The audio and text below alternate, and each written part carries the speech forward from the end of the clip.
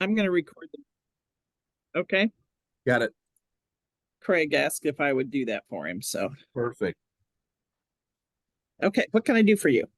Oh, nothing. I was just going to Oh, observe today. Did you want me to participate or present anything today? I think that,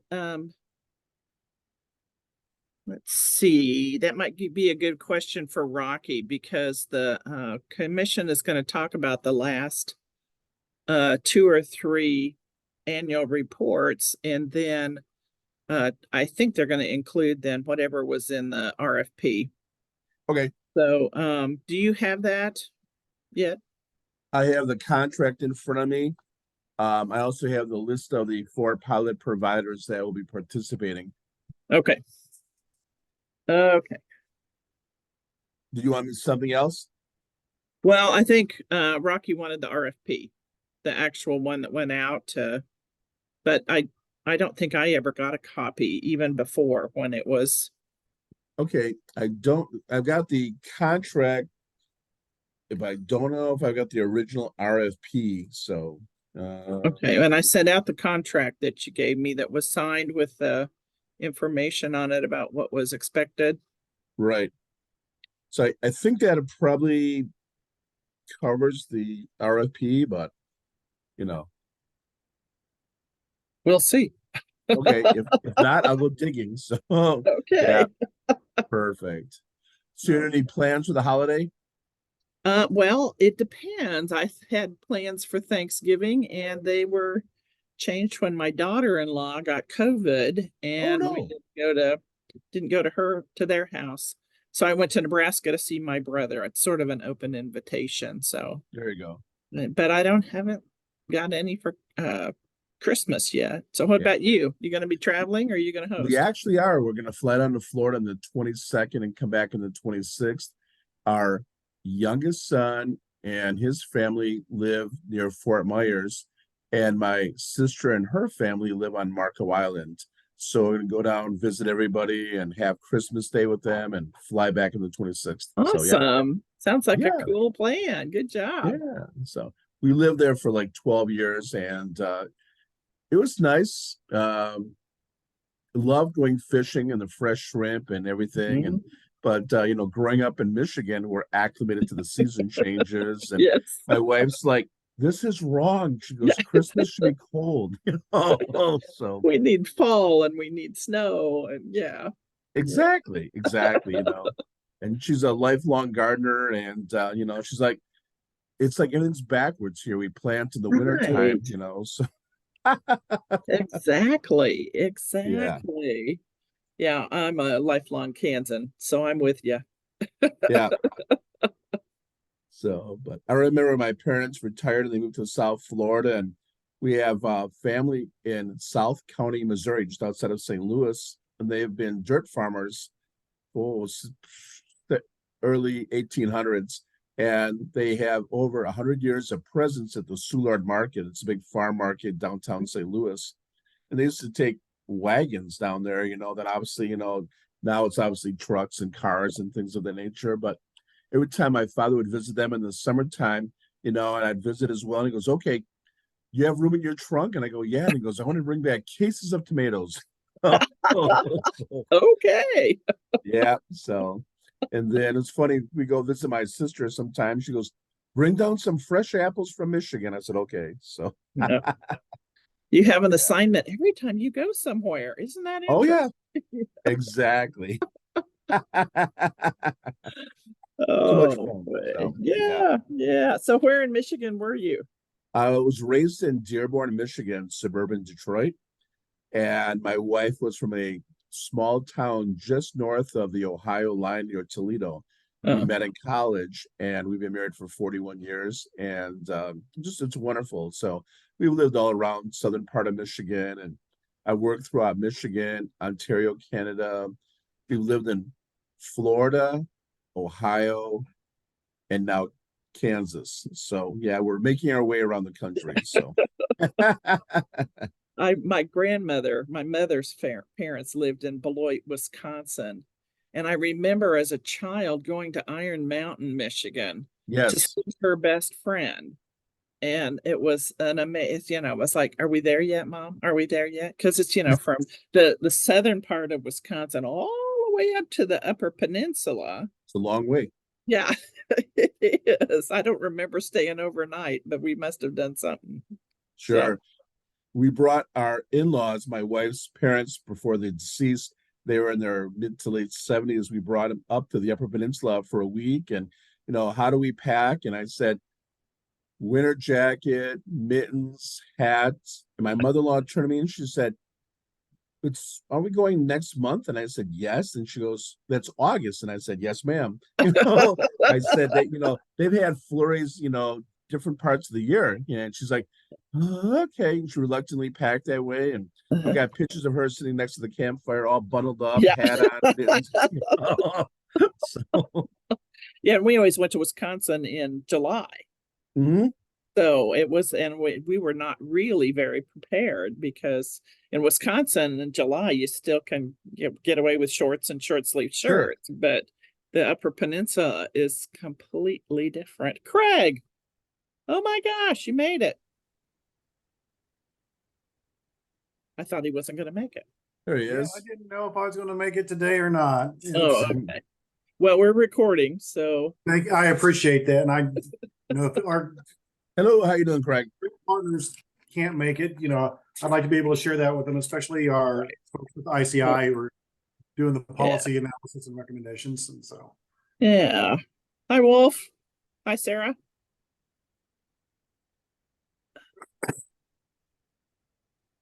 I got to get ready here to take notes. This will be a challenge. I don't know about you guys, but my laptop has the most ultra sensitive keyboard I have ever experienced. So I always try to use the other one to do that. Today is the 1st. Okay. And there's Sheila. Very good. First. something to consider, Martha. I was on a Zoom meeting earlier today, and apparently their Zoom client had the ability for AI to take notes for them. Ooh, I have this thing about AI. Not too thrilled with AI. I love it. I love it.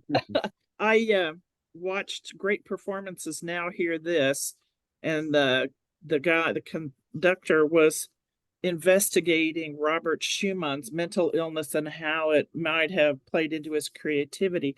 And they played this one concerto over and over several times. And then one morning, my alarm went off and it was playing the concerto. And I'm going, what the heck is this? It wasn't even an option before. Now all of my alarms are that. So I don't like AI making changes for me. So who am I? I know. Well, we won't get into Q-Star then. I don't know if you heard about that or not. No, haven't.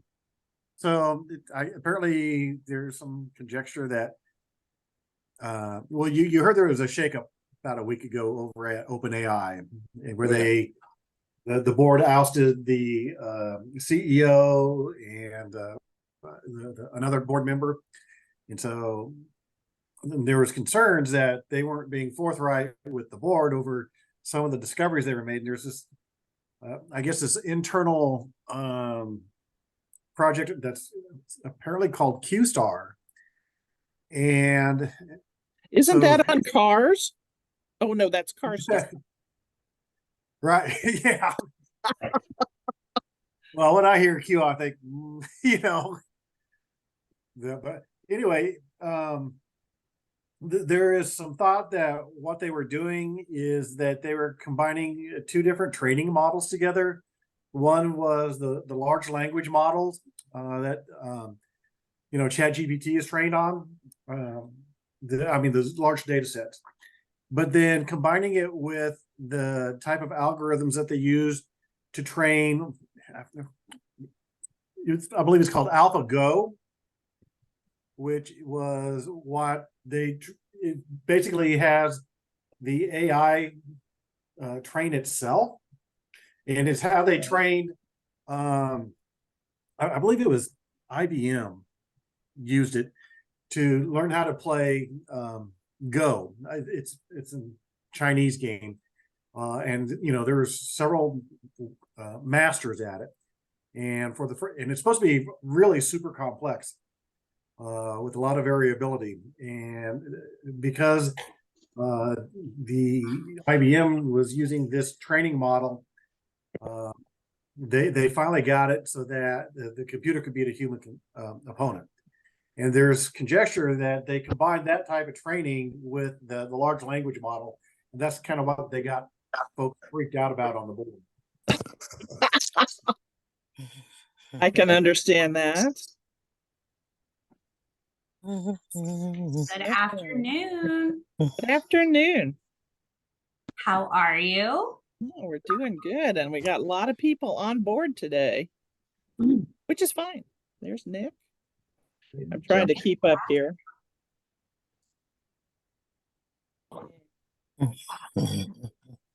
Steve's phone, is that Steve Gabar? You got it. Okay. How you doing, Martha? I'm doing well. How about you? I think about you once in a while. Retired out there. Oh yeah. Yeah, we're staying involved in some things and other things we're not involved with at all. Yeah. That's the pleasure of, or the good thing about retirement. Oh yeah. Well, we missed you. Hi, See, Steve. there. I know, retirement. I'm gonna have it. Okay. I'm trying to stay up here with chat. Oh, okay. You can leave, Sarah, whenever you need to. Thanks for being here, Sarah. Okay, well, we're probably overtime here. I'm trying to keep track of the participants. I am recording because I was asked to record. Okay. Everybody okay with that? Yep. Okay. Good.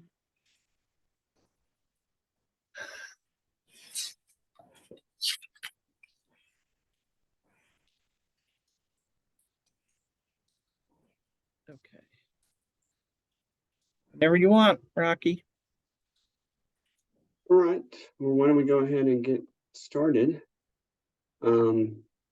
Let's start with introductions, if that's all right. I'll go first. My name is Rocky Nichols. I'm the Executive Director of the Disability Rights Center Commission or Disability Rights Center of Kansas, and I'm also a member of the Employment First Oversight Commission. You want to go next, Martha? And do you mind calling people's names out just to? I can do that. I'm Martha Gabehart. I'm the director of the Kansas Commission on Disability Concerns, and I staff the Employment First Oversight Commission. And just one other thing, did you all get notice that the December 19th meeting time changes to 9 o'clock instead of 2? Okay. All right. If somebody didn't get that, let me know. Okay, next. Oh, Craig, why don't you go first? We'll start in the top left box. Good afternoon, folks. My name is Craig Knutson. I'm with the KU Center on Developmental Disabilities. And we are happy to partner with KDADS for the Kansas Employment First grant here that was recently awarded. Thanks. Sarah? Yeah, hi, I'm Sarah Sack. I'm also with KU and I'm the Director of Assistive Technology for Kansans. Very good. Brad, you're next.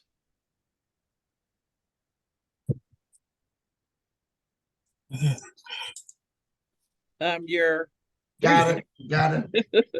Hi, everyone. I'm Brad Lennekamp. I also work at the University of Kansas, and this has been one of my passions for a long time to make sure that people with intellectual and developmental disabilities get competitive jobs in the community. So cool. Thanks, Brad. Mitzi, you're next.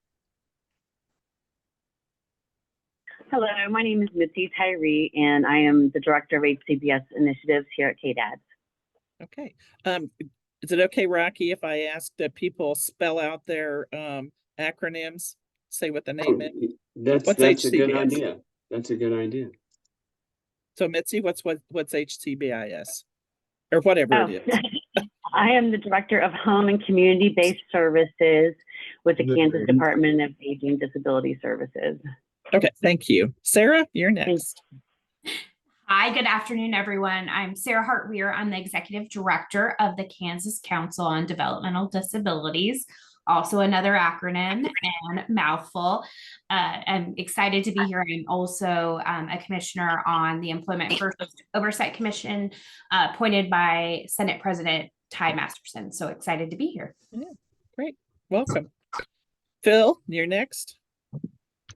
Yeah, I'm Phil Bensinger. I direct Cottonwood's Job Link division in Lawrence, and we provide vocational rehabilitation and Medicaid waiver supported employment services for a couple of years now. Hey, thanks, Phil. Mark, you're next. Oh, you're muted.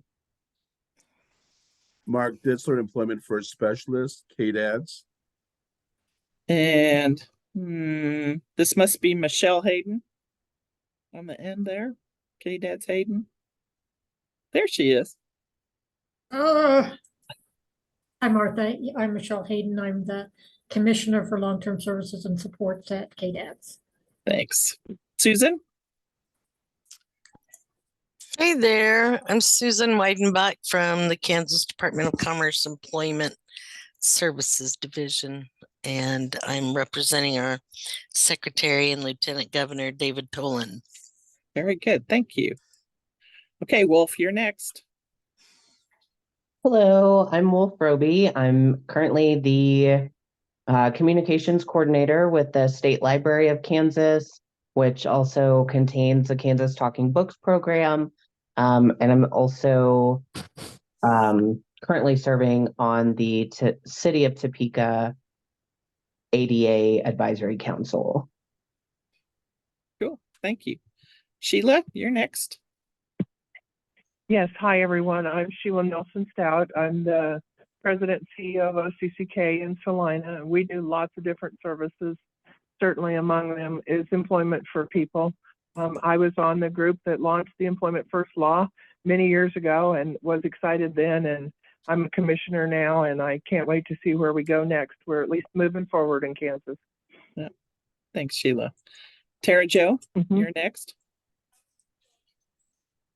Hi, I'm Tara Jo Latham, the Quality Assurance Manager at KDADS within the Behavioral Health Services Commission, and my team oversees the quality reviews for IPS, individual placement and supported employment at the community mental health centers across the state. Cool, thanks. Let's see. Steve Gabar, you're next. Hi, everybody. This is Steve Gabar. And other than being the doorman at the House of Rex, which is my dog, I still stay actively involved in anything employment related, because whenever you do it for 40 plus years, it's just hard to get away from. And I'm also on the commission yet. Thanks. Nick, you're next.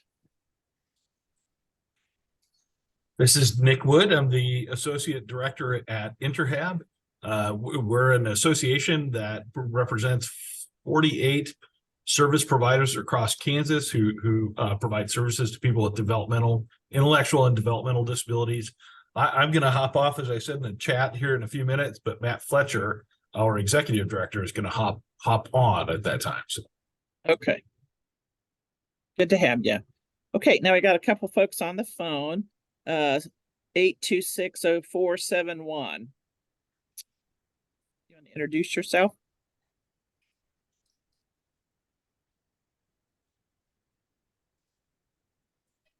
Maybe you're muted.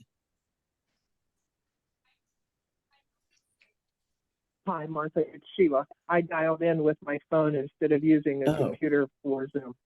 Okay. So all I'm right. going to show up twice, maybe. Okay. Okay, thanks. And then we have the other one on the phone. It's 925-5724. Hey, Martha, this is Mitzi. I have to use my phone for audio too, for Zooms. I don't know why, but that's okay. Thank you. Okay, those are the only ones that I have. Anybody I missed? Wolf forgot to say he's our Disability Mentoring Day state coordinator now, so include that. Okay, all right, next, Rocky. Great. So I put in the chat the agenda for today. It's just 3 items, and I just noticed that it's actually I'd like to review the 2020, 2021, and 2022 reports. So the reports for the last 3 years. It just says 2022 to 2023, but I'd really like to walk through the last 3 years worth of reports. I'll take the lead in doing that, but at any time, if any commissioners have any thoughts, comments, please jump in.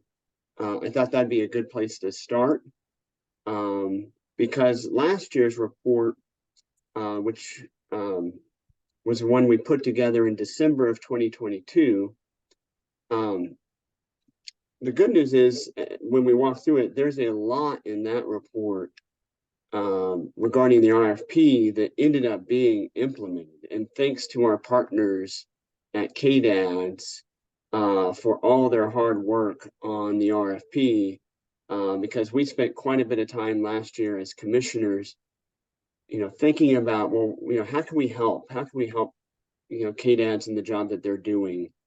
And so we put together recommendations in our RFP, or excuse me, in our report. Many of those got included. So really, there's a lot that we accomplished from last year's report, and a lot of last year's report was about the RFP, because that's so significant.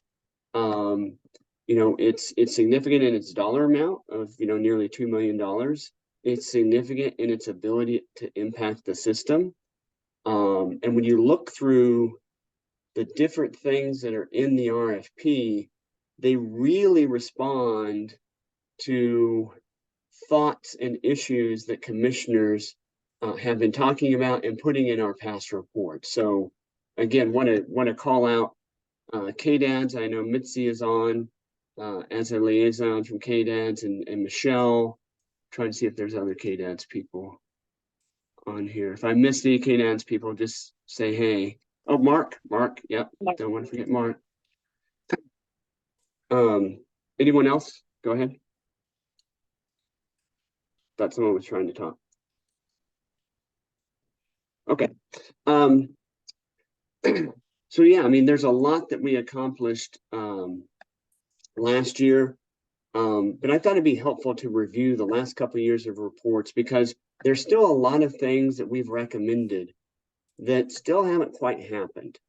And so if it's okay with you all, I was going to share my screen, and Martha shared all these documents as well.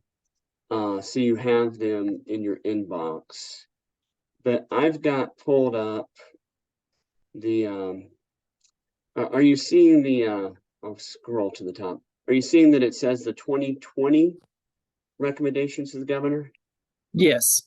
Okay, good. Because I'm just going to go from tab to tab, and the screen sharing should follow. Yeah, so these were our recommendations a couple years ago. We boiled down our recommendations to just the top 4 recommendations that we made. And these were recommendations that were made in 2020. So it was the 2020/2021. So we made them in 2020, but they went to the 2021 Kansas legislature and the governor at that time. So one recommendation that still hasn't happened, but I think this may be in the RFP, or at least that correct me if I'm wrong, but is the vendor, Mitzi or Michelle or Mark, are they to provide recommendations on how to structure the Employment First Commission so that administratively they'd have more oversight? Because we are, under law, we're called the Employment First Oversight Commission, yet we don't have any oversight. Remind me, was that in the RFP? If anyone wants to jump in. That was not in the RFP. and we did not see it as a need in the RFP at the time because there were conversations that the secretary, between the commissioner and the secretary having conversations about employment first and asking for an executive order from the governor. And with that executive order, it was going to ensure that your previous powers were reinstated. Does that make sense? Right. Right. Understood. I mean, Okay. but that didn't really go anywhere. So I think like we need to re-engage that. You probably know better how to do that than I do. Got it. Okay. Thanks for that reminder. So yeah, in 2020, so the report, 3 reports ago, we did recommend an executive order or tweaking the law, but frankly, it'd be easier by executive order to ensure that the commission actually has some oversight duties, and it's not just a word in our name. So that was one recommendation that's still out there that's potentially on the table for us to take up this year. We also made a recommendation on focusing on local private sector solutions, so not just government, but the private sector can and should be part of employment first. And so we made some specific recommendations there and some recommendations on supported employment. And so we kind of tied those two together because those local and private sector partners are the same partners who are suffering under our supported employment rate. And there's been a lot of progress made on that. But of course, this commission could still continue to support the fact that the supported employment rate needs to be fixed, and we can continue to voice our support for that topic. But frankly, there's that's just one aspect of private sector solutions. Other commissioners may have other aspects that they may want to bring up that we can recommend, because I think this goes through a lot of the supported employment rate, and it kind of makes the case as to why Kansas needs to address that. And Rocky, we were granted a grant through ODEP, the Office of Disability Employment, and we got support from NEON. Please don't ask me more, so I have to look it up. From NEON, and we had Dr. Lisa Mills and Amy Gonzalez who provided us recommendations, and those recommendations included increasing the rate for supported employment on top of KDAD's looking at bundling the supported employment rate based upon Dr. Mills' recommendations for various types of employment services like job development, job coaching, small group, that kind of thing. So those are all things that are on the burner as we speak. Yeah, understood. And so our friends from the state agencies know we're just walking through the past recommendations. So there will be, because it's the past, there will be all kinds of activities and all kinds of progress that's been made since these recommendations. But we're walking through them just to remind the commissioners, what did we recommend in the past? Because we all know, like what you said, Mitzi, we know that there's been progress made. And so we're absolutely going to take that into account. If we make a recommendation on supported employment, then we're going to absolutely take into account all the work of Dr. Mills and the ODEP grant and SOAR and all of that. So I guess just to our state agency liaison partners, if you wouldn't mind kind of just letting me work through the recommendations, then what I want to do is turn to the commissioners and talk about, which ones of these are they most interested in. And in that discussion, then obviously we want to hear from our liaisons, of course. Another recommendation on private sector solutions. This one was about benefits planning. And again, I know there's been progress made on that. But so we made some recommendations on that. That can be something that's really helpful to help people obtain competitive integrated employment. So we laid out kind of the rationale for why we need to focus more on benefits planning. And then collaboration across state agencies and disability stakeholder engagement on Employment First to make that a top goal for state agencies. And so this is one that I think appears in all three reports. And it's one that we still want to see happen, and we can talk about it more, but essentially there used to be a process by which disability stakeholders got together directly with the decision makers of all the state agencies involved with Employment First. And by decision makers, I mean the secretaries of those agencies showed up to those meetings. It was called the Disability Cabinet. And I think the Employment First Commission has kind of said it doesn't matter what you call it, but we really need to connect the top decision makers, the people who can focus on this with stakeholders, and we need to have discussions about that. So that's what recommendation number 4 was really all about. And then the next session just goes through, this is just a compilation of the first 10 years of the commission's recommendations. So nothing to go over here because we're just saying that these recommendations are still valid. They just didn't make the top 4. So that was the top 4 on 2020. I'm switching over to 2021. Hopefully it shows 2021 is the date now. Great, so it followed my tab. So 2021, the report 2 years ago, we came up with top 5 recommendations. And we were making recommendations at the time because it was announced that there would be the $2 million for the RFP. And so first recommendation was essentially just to the Kansas legislature that we want them to support what KDADS has done and that the legislature was the trailblazer in this, right? Our legislature was the first in the nation to pass Employment First as a policy. So we just wanted to make sure the legislature followed their trailblazing success and they didn't like try to take away that money. So we were successful on that one. And then made recommendations about creating a detailed systems change implementation plan on Employment First. And you'll see a lot of that in the RFP.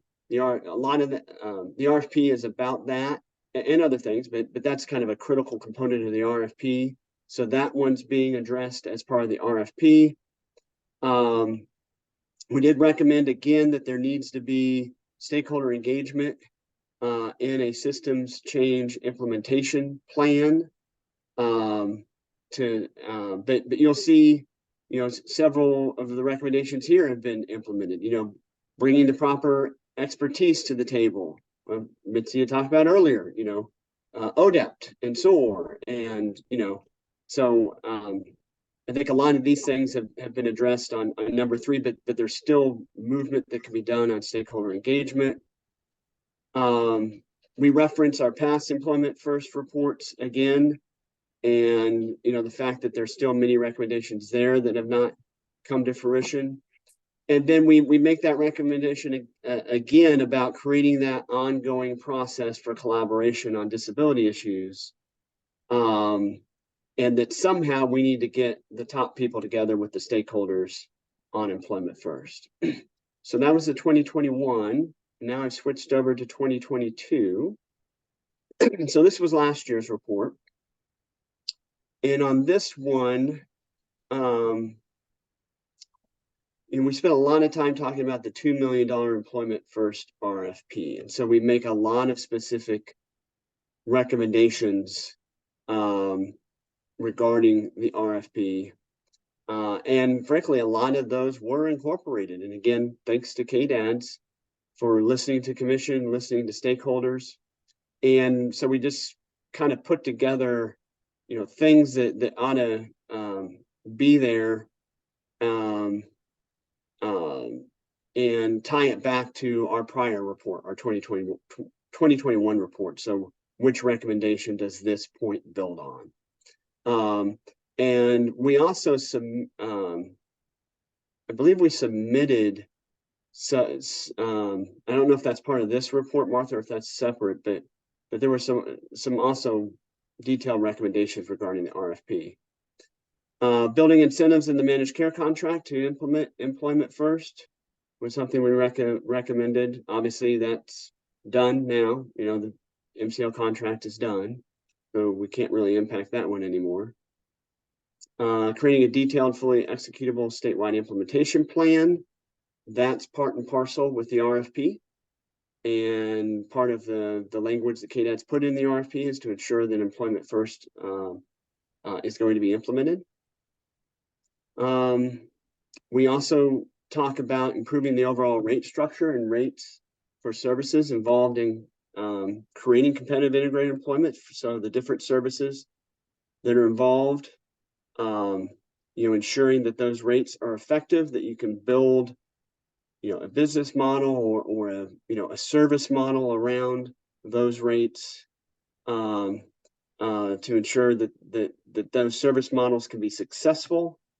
And so that was part of our recommendations last year. Obviously, there's been progress on rates the last couple of years in the legislature. We know there's been progress at KDAD's with Dr. Mills and others on the employment rate. And so we did have that as a topic, fix how supported employment services can be billed. And so that was one of the specific things. So you'll see several common themes throughout all 3 years. Supportive employment is definitely one of those common themes. And then we reference past stakeholder reports and the fact there's been 11 plus years of stakeholder reports, and whether it's, you know, the DD Council's report or the Big Tent or the Employment Systems Change Coalition, past Kansas Employment First Oversight Commission reports, the original Employment First task force from years and years ago. You know, there's plenty of good information out there. We know the state is taking all that in and has utilized that as part of its RFP, as has taken all that into account. And then again, meaningful stakeholder engagement. We've always recommended year after year. This one was a new one that wasn't in the prior 2 years. We were recommending some type of memorandum of agreement between the executive branch agencies and the Kansas Department of Education, which is governed by the State Board of Education. And so, you know, the state agencies, whether it's VR or it's KDADs, are working on lots of transition issues, lots of school to adult life and adult work transition. But we were saying that, you know, there ought to be something regarding a memorandum of understanding to bring those agencies together.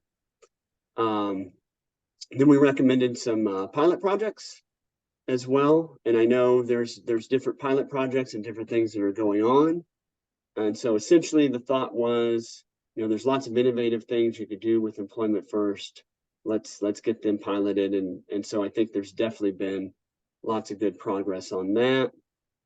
And then we called out again this same thing about a collaboration process where you get the, you know, top folks at the state agencies. So you get the secretaries, you get their, you know, deputies, you get the top decision makers together with stakeholders to talk about employment first issues. And so I'll revisit that because Secretary Howard did pledge to take the lead to make that happen.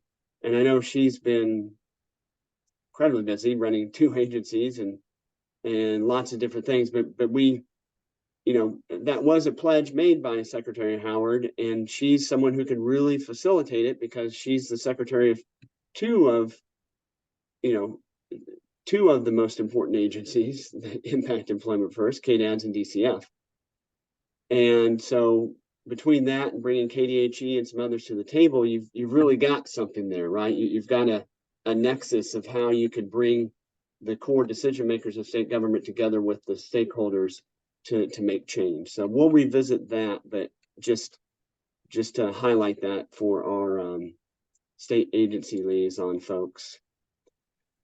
And then, you know, we talk about the detailed roadmap and specific recommendations that we're making as part of the RFP. So we just enumerate a lot of these different things in this report. And then from here on, so this is where there's all this detail about the RFP. So from that point on, this is all RFP stuff. So this is stuff that's already happened, and much of it has been included in the RFP.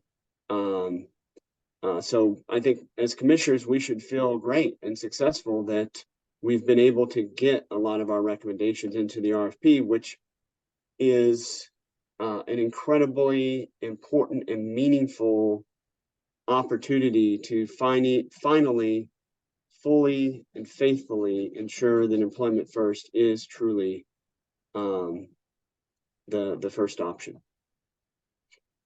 So that's just a quick run view or overview of the last 3 reports. And so I'd kind of pause there to see if commissioners had any other comments about that. Knowing that as far as discussing what recommendations we want to make, that comes with agenda item number 2. So this agenda item is just reviewing the past recommendations. So any thoughts from, I'll start with commissioners first, and then I'll go to state liaisons. Any thoughts from commissioners about that summary?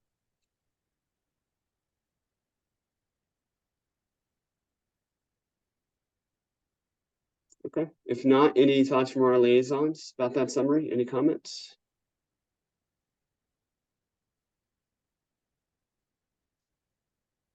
Okay, any members of the public want to provide any comment on the summary that was just given? Okay, so the next agenda item is, now that you guys had this before because you had the reports and you've reviewed them, these are the commission's reports from before, so you helped pass them. The second thing is I want to have a real effective dialogue with commissioners to start talking about what types of issues, what types of recommendations do we want to include in our report this year, because I think we have to discuss what's potentially on the table. And by the way, just because we don't discuss it today doesn't mean that we won't discuss an issue at a future meeting, right? So we're just brainstorming and wanting to discuss some potential issues. Those may be very well fleshed out and very distinct and easy to understand, or they may be a little broader at this stage, just to say, hey, I'd like to make sure we address this issue. All that is fine, but I want to have that discussion and also have a discussion about the scope of our recommendations this year, because from year to year, we try to be strategic, right? And in some years, we've narrowed our recommendations again to like 4 or 5. Other years, we've included many more than that. Last year, we had the handful of recommendations, and then we had a lot of detailed, specific language regarding the RFP. And so, with this agenda item, I want to have commissioners just start talking about what issues, if there's specific recommendations they want to make. And then when we've kind of exhausted ourselves of that, then we can kind of see, all right, well, given what's on the table, what kind of scope do we want for this? And so what I'm going to do is I'm going to stop sharing this screen, and I'm going to pull up a second screen, if you can just give me a minute here. And so I'm just going to start taking notes. So the commission can literally be on the same page. I'll just start typing notes as people are chatting. So give me a second. Yeah. Hey, Rocky, this is Steve, and I've got a couple of thoughts I'd like to get down to get you started here. Absolutely. One of the things that I think we need to get a good handle on is how many people really are in real integrated competitive employment in our state. I don't think we've got good, accurate data or numbers on that. And I think that's one of the things we do need to get, a fairly accurate way of tracking that and measuring that. So overall, we'll be able to measure progress. And then the other thing I would like to see is some data on the employer incentive bill that was passed a couple of years ago. Is that being utilized, and if so, how, and then what do we need to do to enhance that? And is that the bill, the employer incentive bill involving IDD providers, or which one are you referring to? There's been a couple passed over the past couple of years. Yeah, that's the one that would allow a tax credit for the employer. Oh, okay. And so we should have a little data on that somewhere, I would think, by now. Okay. Got that. So I've written those down. Hi, Rocky. This is Sheila. Oh, go ahead, Sheila. Go ahead. Okay. Well, just a couple of three thoughts that I had. I agree with Steve. I think we need some good data across departments, and I don't think we have that. I also wanted to note career planning for people with disabilities. As we move into this, it's really easy to look at a job just somewhere, but I would really like to see the commission lead toward career planning, because none of us are in the first job that we got. And then I think education for people with disabilities as we move forward. How do we get people information so that they know what's possible? So those were my three right off the top thoughts. On the education one, is there something in particular on that? Like K-12 education, post-secondary?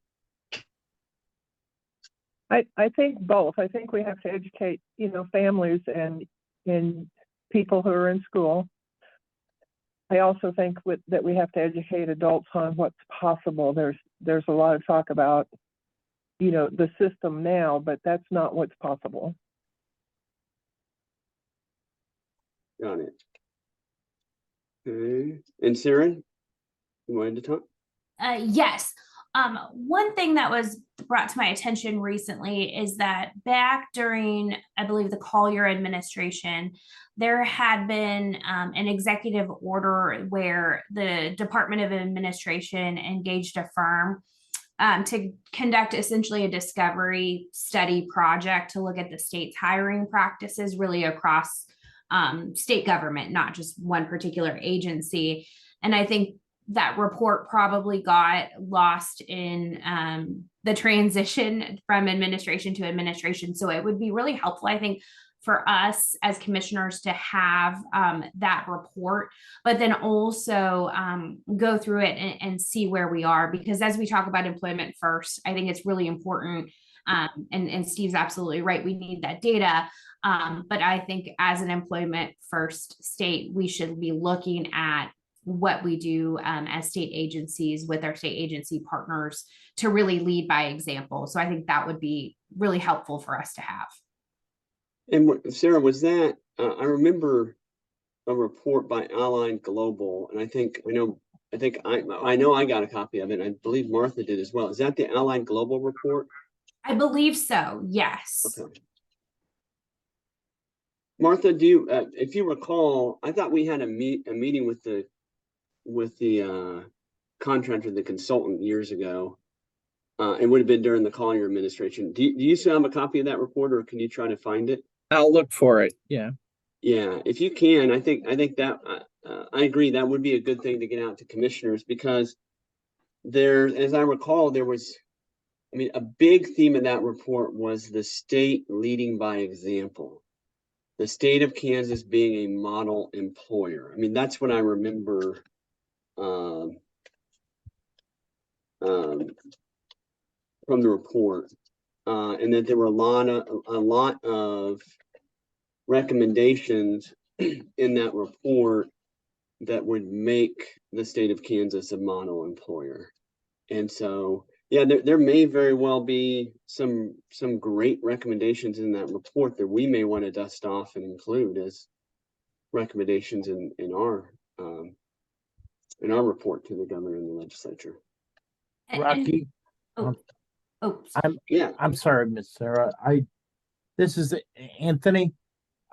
Miss Martha, I would be willing to, if you can't find the Ally Global report, I'd be willing to send a note to OPS to ask them to see if they can't find it. That'd be great. Thanks. I'm still looking, but I'll tell you if I need it. Okay.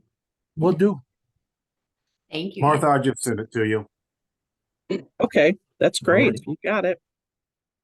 I know I have it somewhere, but I'm glad you have it more handy, Craig. Yes. And I was going to say, I'm sure we could get our fingers on it. You know, I think, Rocky, to that point, you know, when that report was developed, and I think, again, it just probably didn't get the dissemination at the time that it needed. You know, we were having a completely different dialogue around the whole diversity, equity, inclusion, accessibility conversation in our workplaces, whether that's, again, state government, the private sector, small business. And so I'd really like us to, now that it's 2023, almost 2024, it's hard to believe it's December 1st, start to look inward on our state's own DEIA practices. I think that's technically the acronym that ODEP is using these days to advance some strategies to really address the unemployment crisis in our state.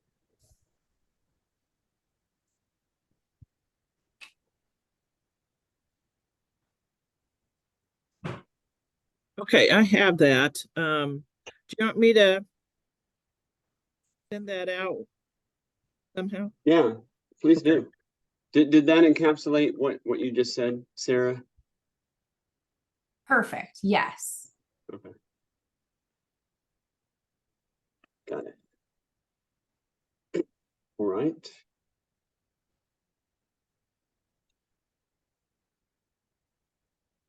Other thoughts? Well, I can see some wheels spinning from commissioners. Rocky, this is Steve again, if I can go again. Yeah, go ahead. As Sheila was talking, it made me think about how I do believe in local area 1, we've been able to engage the workforce centers a little bit more effectively on disability employment and training issues. And I'm not sure that's been consistent across the state with the other 4 workforce areas. And so it's not only just engaging, you know, the government officials, but we've got those other workforce boards that I think we need to figure out how to, you know, engage their resources as well for families of people with disabilities that need additional training for those careers and those other things in life. So engagement between people with disabilities, their families, the workforce centers. Just that whole workforce. To improve opportunities for careers. Yes, and for, you know, additional training resources, that sort of thing. And again, I think we've been able to do some things effectively with some of the boards, but I don't think that's worked across the board. Got it. Okay. That's good. Other thoughts by commissioners? Rocky, it's Sarah again. You know, one of the things, you know, we talked a little bit about it last year during the special IDD modernization committee, and we talked a little bit about working healthy in our Medicaid buy-in program. And I think obviously that data should be included in that baseline that Steve mentioned earlier.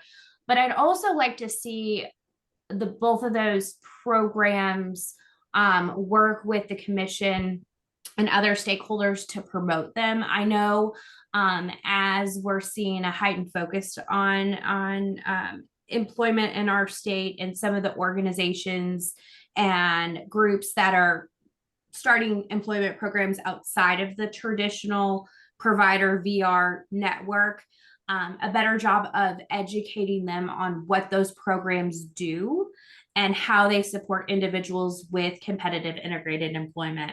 I think there's a huge correlation between the two. And if you talk to some of the groups where I sit in Overland Park, like Down Syndrome Innovations, who I know is a partner in the Employment First RFP with KU, or Golden Scoop, or Dialogue Coffee, that again aren't provider organizations, I don't think they have a good understanding on how the benefits of both programs could impact the individual and give them more opportunities to access competitive integrated employment. Because I think a lot of individuals and a lot of families, rightly so, are worried about losing their benefits. And so if we could do a better job to promote those programs to organizations and even employers and HR professionals. You know, we have a really active SHRM chapter in our state, the Society for Human Resource Management. I think we could go a long way to relieving some of that fear that individuals and families have. Got it. That's a good one. And as I'm typing this, if make sure I'm encapsulating and memorializing what you all are recommending, and if I need to make changes. And by the way, one of the things I do plan on doing is, because I also plan on getting feedback from state agency folks, and there's quite a few recommendations in our prior report that state agency folks were very supportive of. And so I want to make sure that if there's some of those recommendations that were written in prior reports, if you want to continue to have them in this report, like, for example, speaking of working healthy in the work program, benefits planners are crucial to those programs, and they really help people with disabilities navigate the confusing maze, would be an understatement. It's you know, the monumental task of working and juggling your benefits. Benefit planners in our state are worth their weight in gold, and we made a recommendation previously to enhance benefits planning. And so I do plan on, before we're done, going back over those past recommendations to see, are there ones that our state liaisons want to include? Are there ones that commissioners want to include? Just to, again, get everything on the table, because we're not writing the recommendations here, we're just kind of brainstorming.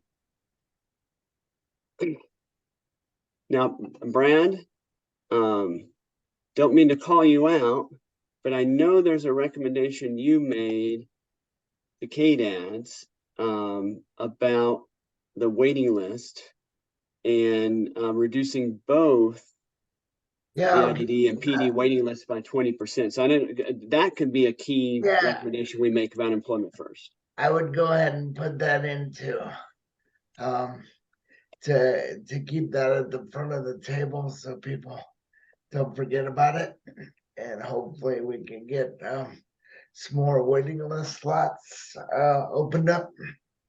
So got it. And so that's also a recommendation that's been made by the Big Tent Coalition, endorsed by Cancer Advocates Network, and a lot of different disability groups. And can be incredibly important to competitive integrated employment. If you're on a waiting list and you're not getting the support you need, it's really hard to get competitive integrated employment. And so, that I knew you were interested in that because you had recommended it to KDADS, Brad. Hold on. I think I'll come back to it. I just lost my train of thought, but I'll bring it back in a minute. That's okay. Just raise your hand or just whatever works if your train of thought comes back. Okay.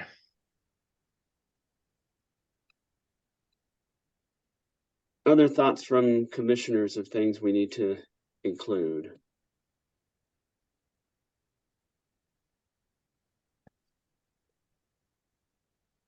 Well, this is Sheila. I think a recommendation around the new waiver that includes employment services would be good, so that we're pushing that ahead and supporting.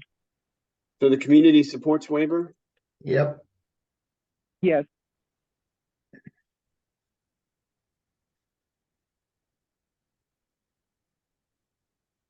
Okay, that's good. What about the, I mean, KDAD's reminded us, and again, when we go through the past reports, we'll talk about this specifically, but one we just seem to recommend year after year, and KDAD's is doing a lot and has a lot of energy behind it, is the supported employment rate. So commissioners, I mean, I'd like to see it on the table. I think it'd be good for us to continue to support fixing the supported employment rate. Yeah. And there's a lot of momentum on that. Rocky, can I ask a question about that? Yeah. I think I heard it, but what's the current rate right now? I think it's 12, is that right? It sounds about right. I lost track of the number. It's been all over. Okay. That makes sense. And Lisa Mills has some detailed recommendations on that I know KDAD's has been working on. So I think there'll be a lot. That'll be one that's really ripe for us to provide additional feedback. Rocky, this is Michelle. I talked to Brad.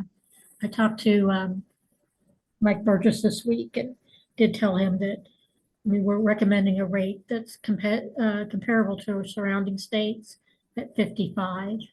Okay. Wonderful. Good. It's a top priority with KDAD's for our budget. That's awesome. Remind me, what did Lisa's recommendation say 55 or 50, or did she? Lisa's recommendation, came in at 43 and 44. So this okay, is so that's even higher. higher. Yes. Oh, awesome. I'm gonna write that down. Make sure we keep track of that one. That needs to be celebrated. Well, yes. weren't her recommendations based on tier levels? Well, supported employment's never been tier rated, but I don't know. Mark, do you know? She actually had several recommendations in there, but again, part of it was tier based, part of it also was not tier based. So again, this is, a variety of things for us to look at and examine more closely. Yeah, I do know that some states do a tier based, and so there's a variety of things that go on with that. I had another thought, Rocky, and I'm not exactly sure that I've thought it through, but I have a concern about the generic employment system that's out there, like the Manpowers, the temp to hires, all of those folks usually don't work with people with developmental disabilities or other disabilities that often. And I'd really like to find a way to engage that generic system that's out there for others that might be having some barriers to employment. And I know there's a lot of temp to hire organizations out there that help people that maybe have, some things in their background or different things like that get jobs. And it just seems like if we could find a way to engage that system too, that would be more folks working at helping getting people jobs. And so we'd need to make a rate or a system that's attractive enough that it's not just the traditional providers of, but that it's actually folks that get people jobs. That's what their business is. And that they would look at these populations as just other customers that they would have. Yeah.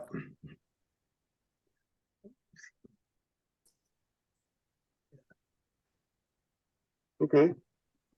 Rocky, this is Martha. I sent that report out to the ones who are on this meeting right now. I'm locked out of my listserv, so I can't send it to the entire group yet.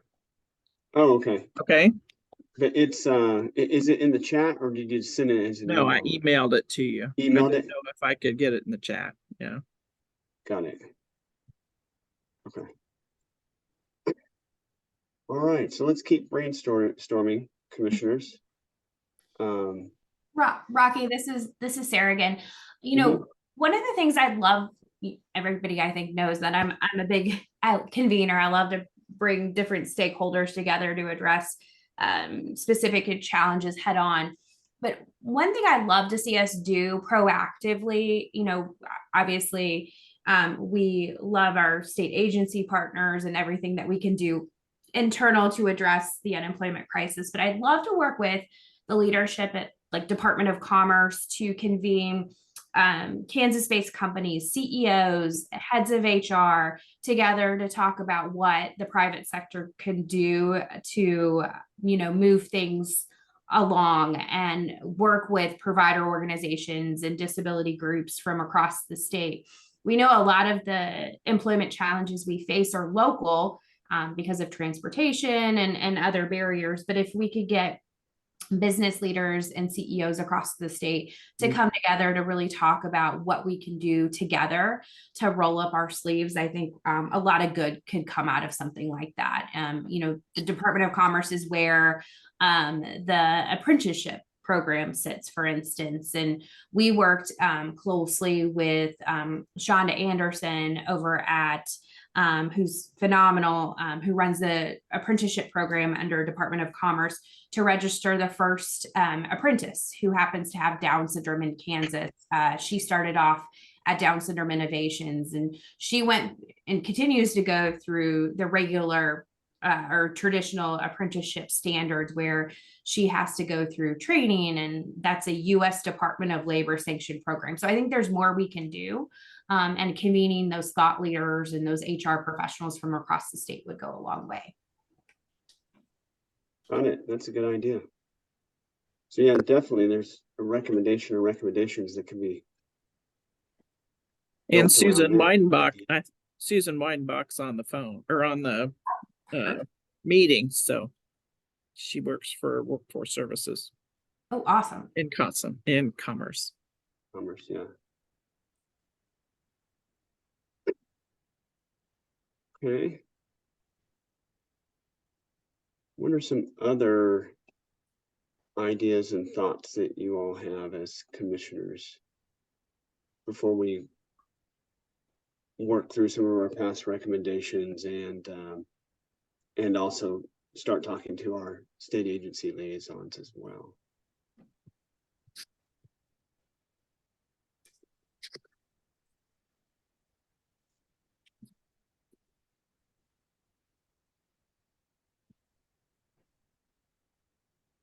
We'll be thinking about that. We'll jump back. Again, we're not deciding what we're going to do in the report. We're just trying to put stuff down on paper at this point. So these are just potential issues. So while you guys are thinking about other things as potential issues, let me go ahead and jump back. So I'm going to stop sharing my screen here. Let me go ahead and jump back to and start sharing my screen on the there we go, on the prior reports.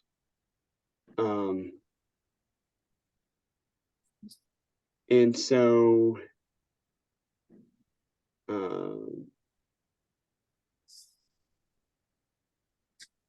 provide the Employment First Commission proper oversight. I'm thinking we should put that on the list. Again, we're not making any decisions today, but I think that would be a good thing to add to the list.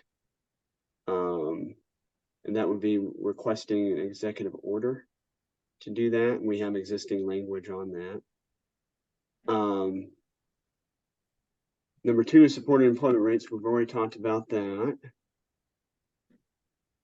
Number 3 is another private sector solution, which is benefits planning. So I guess I would ask, do we have folks here from KDHE, and specifically anyone here from KDHE who's with the work program or Working Healthy?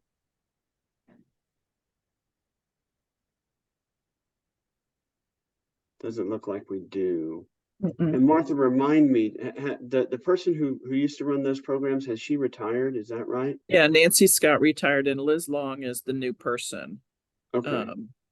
Would you mind reaching out to Liz to ask if she could be at our next meeting? Yeah. Because I know I would really like to know, you know, we've already made one recommendation, or not a recommendation, but we put one thing on the list to talk about, which is having Working Healthy in the work program work proactively with these non-traditional providers.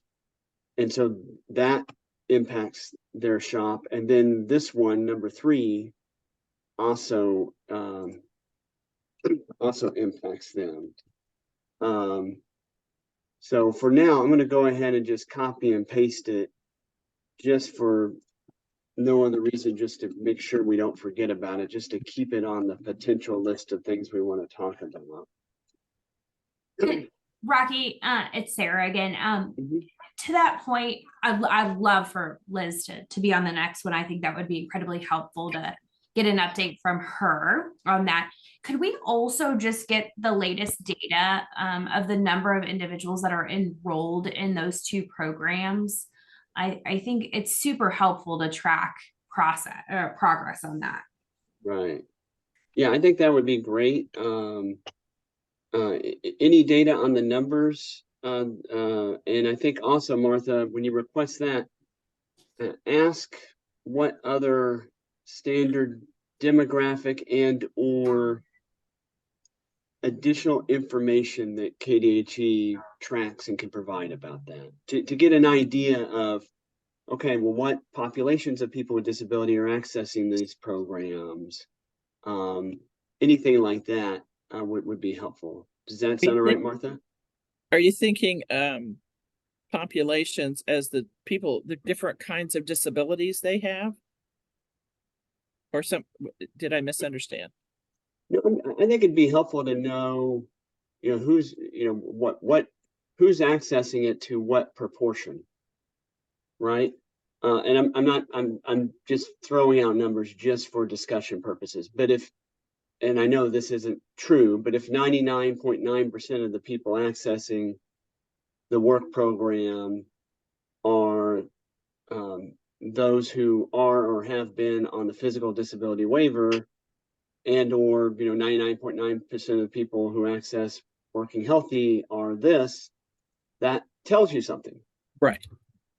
Okay, so I get it. That's really what I'm trying to figure out is what would be behind those numbers to let us know, you know, do they track demographics? Do they track age? You know, because age is important. You know, is there a large percentage of people on that program who are in their 50s? Or, you know, is there a huge percentage of those who are in their 20s? So demographic information that would help us understand who's enrolled in Working Healthy, and what characteristics they have, be they disability, sex, other demographic information, I think might be helpful. Yeah. Okay, I'll see what she can provide, and I'll ask her to bring that with her next time. That's next Friday. Right. And by the way, I want to call out state agencies on this one, because obviously there's been a lot of work and success here, because KDAD's just talked about ODEPT. And so, yeah, KDAD's got that funding from ODEPT, and so, yeah, kudos on that. So that was all of those recommendations. I'm going to move over to 2021. And so first one is moot. We've already talked about that. That's already done. Detailed system change implementation plan is already in process. That's the RFP. So that's in process.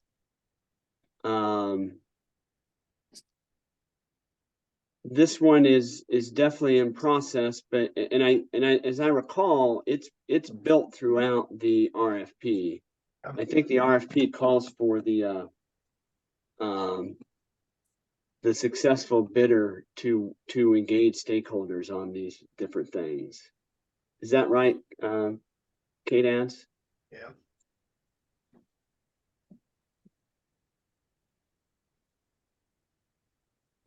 Yes. Okay.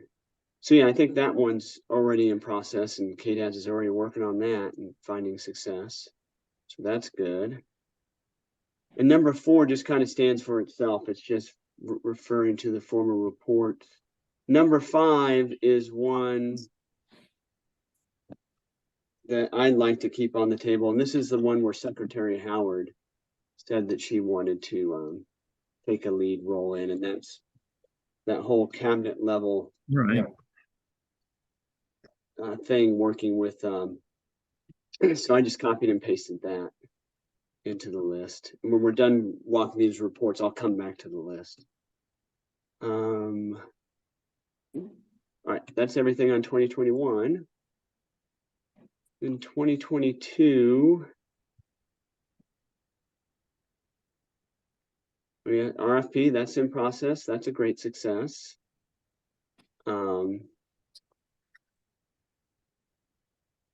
Incentives on managed care, that's moot.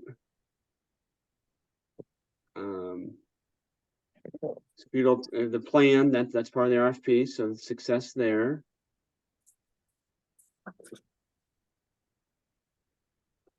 Rate structure, I'll just copy and paste this language just so to make sure that, because we've already talked about supported employment, but make sure we have this other language that was in our last year's report about rate and rate structure. So I'll just put that there just as a starting point for discussion. Supported employment services, yeah. So that's on the list already. Oh. Past stakeholder reports speaks for itself. Mm-hmm. Same thing on engagement. We've already copied and pasted that one. MOA on KSDE and State Board of Education. I don't think that's happened yet, has it? I haven't heard about it. Yeah. I haven't heard about it. Yeah. We'll put it on the list for now because that was one of our recommendations last year. And there could be success around that. Because you don't need legislative involvement, it's just 2 agencies working together. Pilot projects, I know there's pilots going on as part of the RFP and or other things. KDADs, any thoughts on pilot projects? And by the way, after we're done walking through these, I'm going to turn to the state agency liaisons and ask you if there's other issues that you want to be on the table to discuss as potential recommendations. But any language that you would like us to consider to put in our reports, our state agency liaisons, about pilot projects that ought to be conducted.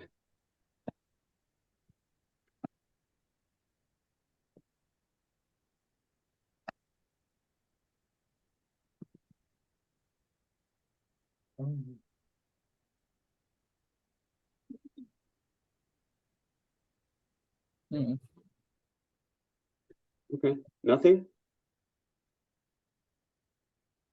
I think Susan may be the only one that's a liaison. Okay. Oh. Anything, Michelle or other state agency folks? I don't have anything, Mark. Do you have anything? Yes, we have the pilot program with Craig, and Craig will address that shortly, we hope. And I'm working right now very closely with Department of Education. I've attended several meetings with them, and they're looking at restructuring how IEP 504 looks, but more importantly, we're investigating the opportunity to bring charting the life course in as a visual tool, as a means of developing transitional services. So we're actively researching that. We're finding great success with that. I'm traveling across the state, meeting with various schools, school districts, directors of special education programs, and great opportunity for us to move forward with them. They're very excited about what's happening with Employment First. I also presented a live webinar about 2 months ago for the Department of Education here in the state of Kansas. Again, everybody's very receptive to this, and we think by incorporating across the board relationships with not only our individual providers, but also working very closely with all stakeholders across the state, that again, the momentum's there. So, you know, I think great things are going to happen. But again, more information will come later regarding charting the life course and that opportunity to use that tool effectively. Got it. Good. Yeah, no, I know there's been progress made on that, and thank you for that update and that report. That's very helpful. Okay, collaboration process, we've already copied and pasted that one over. Detailed roadmap, that's all about the RFP. So I think we can, that's successful and moving, you know, lots of success to celebrate on that. And everything from that point on is all RFP work. So that's everything we had in our last 3 reports. I'm going to stop sharing that screen. I'm going to start sharing the MS Word document. There we go. Okay. So I've now included all of those on here. Some of them I just did the headline. Others I copied and pasted more of it. But just again, just to memorialize, to get something down. What are some? Rocky, it's Sarah again. Yeah. So I think there's another report, and Martha, I can send it to you, that is completely relevant to this conversation. So 2 weeks ago, I was asked by the chair in the National Council on Disability to be one of the panelists at their recent meeting in Rhode Island, focused on income and asset limit reform. The National Council just released at the end of October a fantastic report, if you haven't seen it, that addresses those 2 topics. So I definitely think we should circulate that report to the commission. And I bring up that because I think there's two really relevant things happening at the national level that we need to pay attention to here in Kansas. One, obviously, is there's some legislation finally moving that would address raising the SSI limits. I think that's really important. I know our national association significantly supports it's the Cassidy-Brown bill in the Senate. I think that's something we need to pay attention to. And then I also was asked probably a month ago or so to participate in a congressional briefing with Senator Bob Casey's office around the Transition to Competitive Employment Act, which also is supported by Senator Casey and Senator Daines, and it's referenced in that report and other NCD reports. So I can put that in the chat, and Martha, get you a copy to circulate to everyone. That'd be great. Thank you. Yeah. Okay. All right, so I've written those down. That's good. How about our state agency liaisons? We've kind of walked through the past reports. We're going to hopefully hear back from KDHE because some of these past report recommendations came from them. But the folks who are with us from Commerce, KDADS, any other state agencies, any issues you want to have on the table for us to discuss? Susan, I see you have your hand up. Yeah, thanks, Rocky. First of all, the pledge that Secretary Howard made in 2021 for the 2021 report about the disability subcabinet and how to move forward with that. What her action was to ask that the agencies have regular meetings. So me, Dan Decker, a couple of people from KDADS, and a couple of people from Health and Environment did that like 4 times, and that was it. So unless she has verbalized some other kind of pledge to do some other kind of something that, of course, I don't know about, and that's obviously possible. That's where that is. So just want to say that. Okay.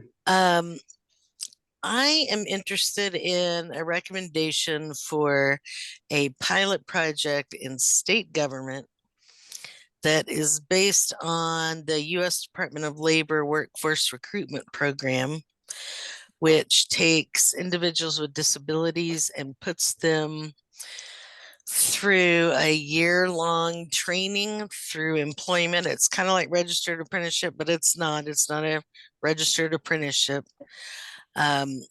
So that it's about actively recruiting people with disabilities, not just advertising your job openings and hoping that someone sees it on the bulletin board. You know, it's about actively recruiting people with disabilities for state employment. And that, to me, is one of the ways that we could actually demonstrate that the state as an employer is a model for other employers. So I'd like to see that. And there's a plethora of information available about that, that of course we won't go into, but I'd really like to see that. In the report, Rocky, I would like to see maybe a listing of what's actually in the RFP that you keep referring to and what that means, because the people who are going to be reading this won't know anything about the RFP, won't know who's responded to it, won't know how they say they're going to do what we keep saying, oh, that's covered in the RFP. So I think some kind of listing and or explanation of those points would be helpful. And let me clarify. When I say that's covered by the RFP, I'm just telling the commissioners and those participating in today's meeting that I don't think that point needs to be part of our report to the 2024 legislature. So I'm not saying that we're going to talk about it and say this was covered in the RFP. I'm just saying it's not something we need to talk about because the RFP is dealing with that. So what my point, Rocky, is the folks that are going to be reading this may not know that what happened with all of these past recommendations are now a part of a process that is the RFP and what that result is. I just want to make sure that we don't give the message that, oh, none of that matters anymore. It's not even important anymore. You know, rather, yes, it's still important. And here's how we're making progress. I think I stand by that recommendation.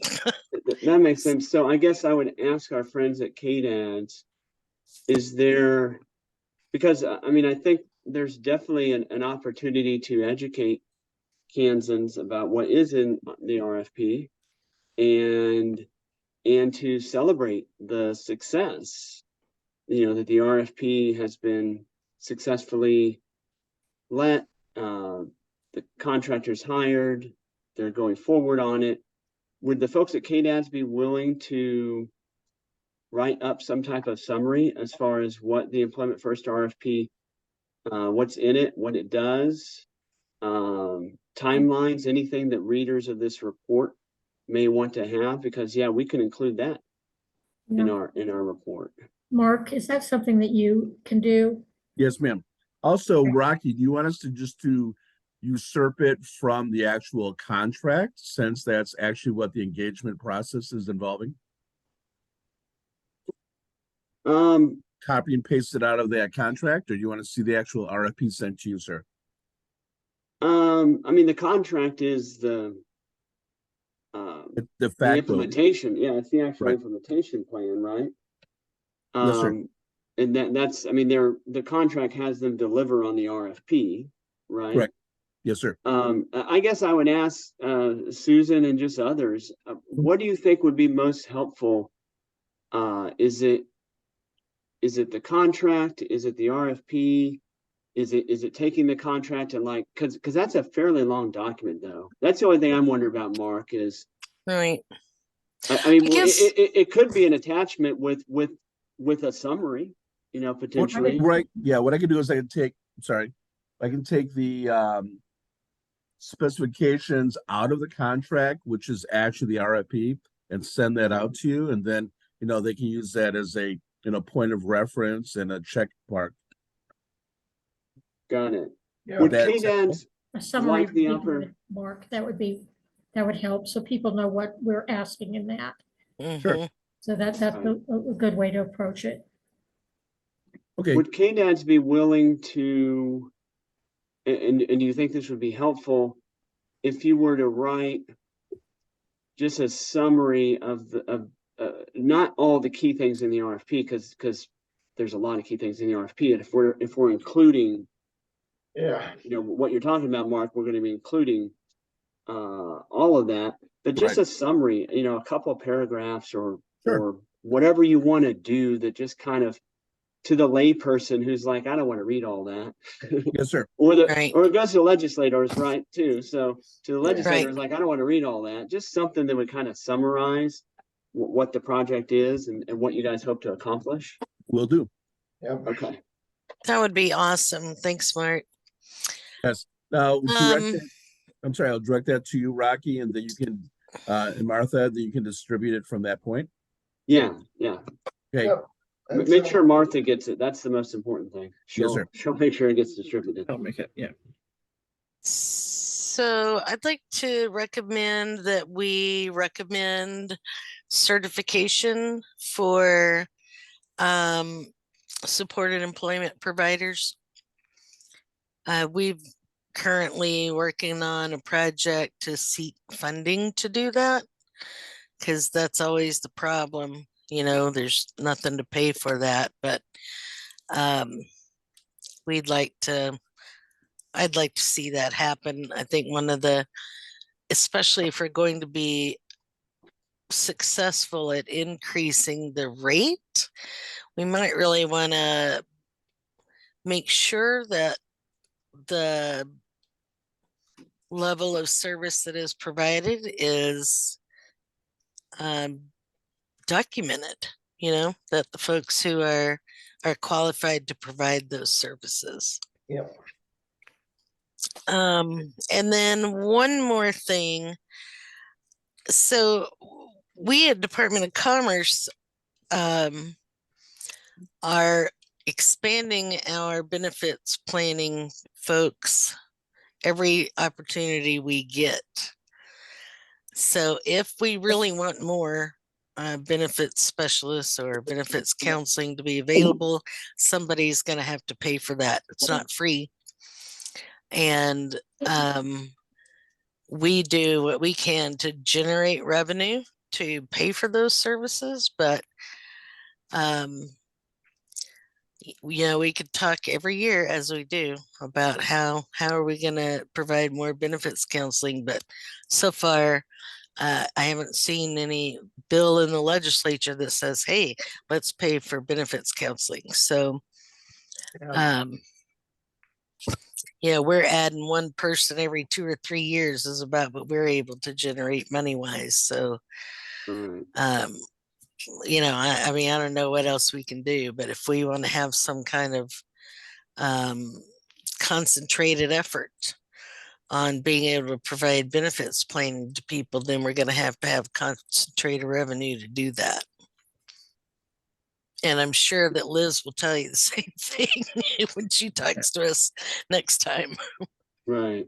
When I know there were increases in benefits planning, it ended up being in the budget, but I think administratively, KDHE found some ways to hire some new benefits planners, but they kept that in the budget. They hired some more people and the legislature supported that. So, okay. So keeping but there's benefits still planning what, on the 12 table in the is, whole state, you know, I mean, I right. don't know. It's just, I mean, great that, you know, we and they have been able to generate additional positions, but boy, it is not enough. And then all of the people out there who don't even know about the service, don't even know that there are, you know, more ways than one to skin a cat, and all of the um, freedom that they have to live their lives without jeopardizing their benefits, and they don't even know that, so it's not just a matter of having enough benefits counselors. It's also a matter of being able to market, for lack of a better term, that service and get people to participate, which means we have to have, when they call the number, we need to have somebody there who can answer it and set up an appointment. So I think it's a larger issue than just how many benefits counselors do we have. And that's all I have. Thanks, Rocky. Got it. So keeping benefits counselors and the need for more of them in play and keeping that on our agenda. Okay.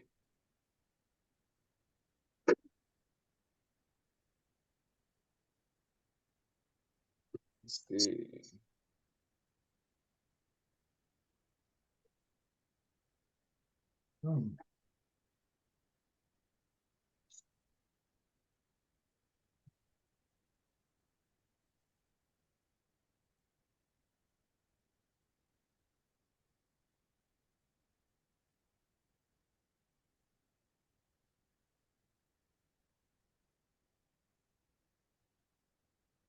Does that encapsulate what you said, Susan? Yeah. Yes, sir. Thank you. Okay. Wolf? Yeah, just real quickly, the state library has resources that are already allocated for state agencies and the public for job training, for other technical resources, professional development, and other assistance along those lines. So as these things progress, if we can be kept in the loop, we can make sure that those resources are robust so that you all have that support. We also have the capability to, for state agencies, create and pull in trainings and host those on our site through password protected or somehow administered only to those who, you guys want to have sign up for those, or a certain class through you guys. And you would be able to see what classes they've taken, their credentials, and all of those things. And our staff backs that up, helps do all those things. They'll even record it for you. And then back to what Susan said about recruiting people with disabilities for state employment jobs. I actually have a meeting next week that we're talking about a marketing project for doing state employment marketing and utilizing libraries for that. So I will bring that up and report back via Martha. Yep. Got it. Building on, first, before I go there, other comments from our state lead agency folks. I see, Anthony, you have your hand up.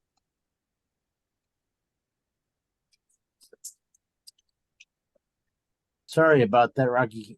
Nope. I had to unmute here. Just a couple of things that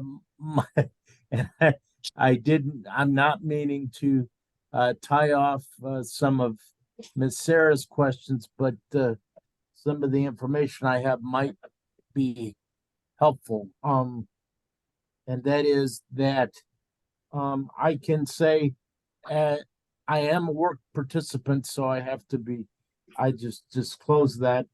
I can tell you that in terms of the work program itself, the asset limit that's identified on the just bullet point sheets that are handed out, along with other things that are put on their website, is $15,000. So in terms of increasing the or income level that you're allowed to have with certain exclusions, work indicates it's $15,000, and I'm just going off of the sheets. That's their the work program. Second, could I encourage that we, and I forget where it is in the list, but Sarah had mentioned programs about involving other agencies and such, and I thought maybe also indicating something about the ABLE program, because I remember the press release that was issued, that was sent out, and there was recently initiative that was launched, and I would just I also have an ABLE account, but I thought maybe encouraging the use of the ABLE program in that initiative would also build off that, or including that in the recommendation might help further launch that program. The last thing I had was just to let folks know, because I had that we did have the Department of Transportation hosted its first what they call multimodal summit in September of this year. Part of the overall transportation program, but the multimodal program deals with accessible trails, transit, and other things of that nature. And one of the main focuses in the local communities, I recall Dodge City, Salina, and perhaps Baldwin City specifically. I'm not sure about Baldwin, but I am sure about Dodge City and Salina, referenced the fact that they were helping build trails and accessible transit for employment. That was specifically referenced in their presentations, that that was one of their objectives. So locally, you said that was Dodge City, and where else? Dodge City and Salina had referenced the fact that they were building trails so that people who needed non-traditional transportation could get to work. And that was part of their, I mean, it wasn't the only reason, because you could do it for recreation and other community events, but they specifically called out employment. And the city of Salina went so far as to lay out the fact that they had, I believe it was 2,500 jobs. Now, this was as of September, that were available in terms of new industry and development that was coming into that area, and how that program could, their transit program and trails program and overall initiative could have an impact on that. So I just wanted to kind of tout what KDOT had done, but also bring out the fact that some of our local units appear to be moving forward, and that's just based on what I heard at the conference. So that's what I had. Thanks for sharing that, Anthony. Other comments, suggestions from our state agency liaisons?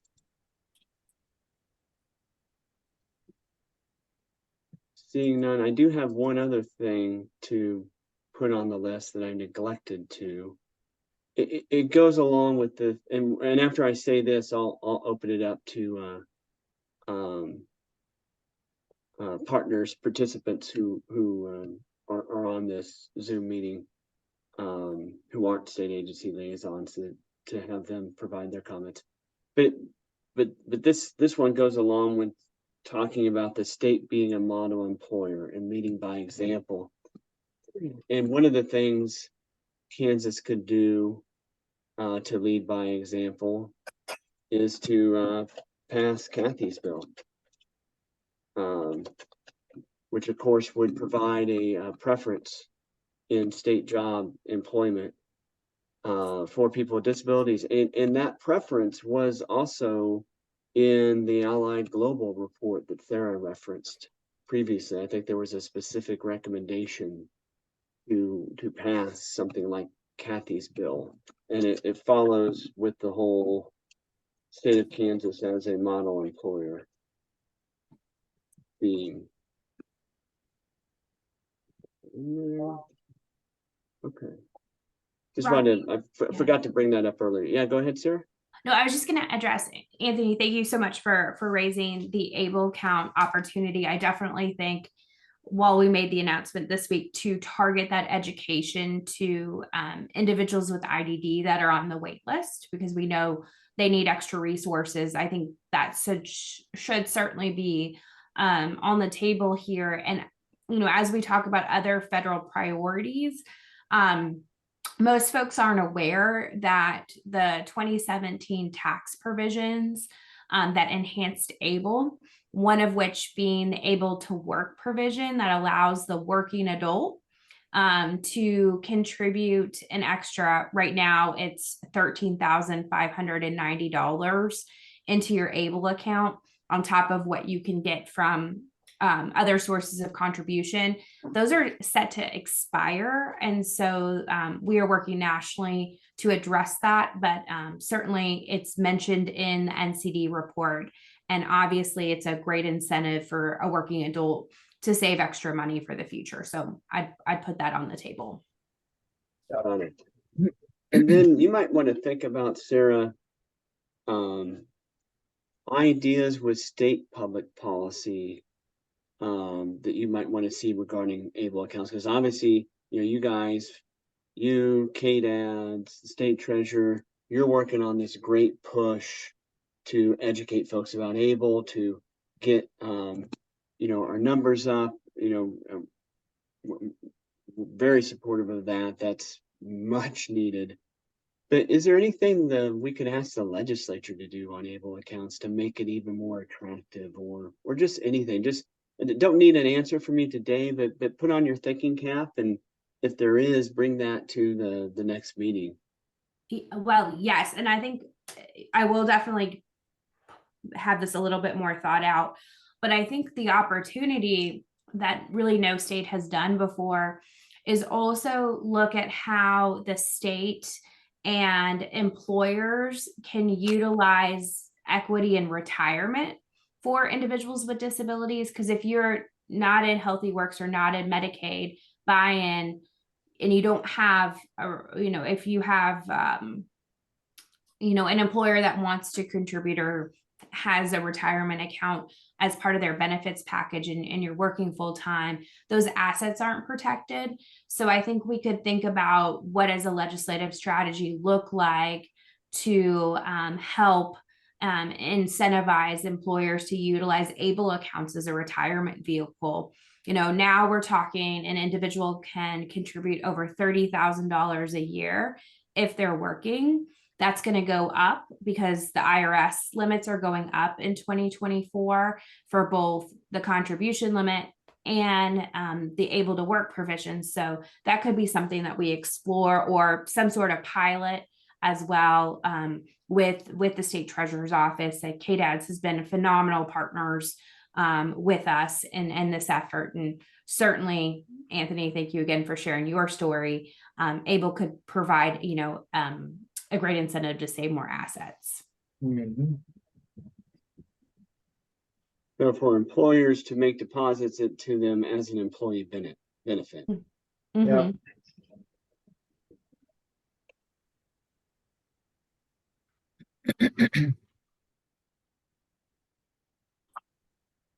Got it. Okay. Good.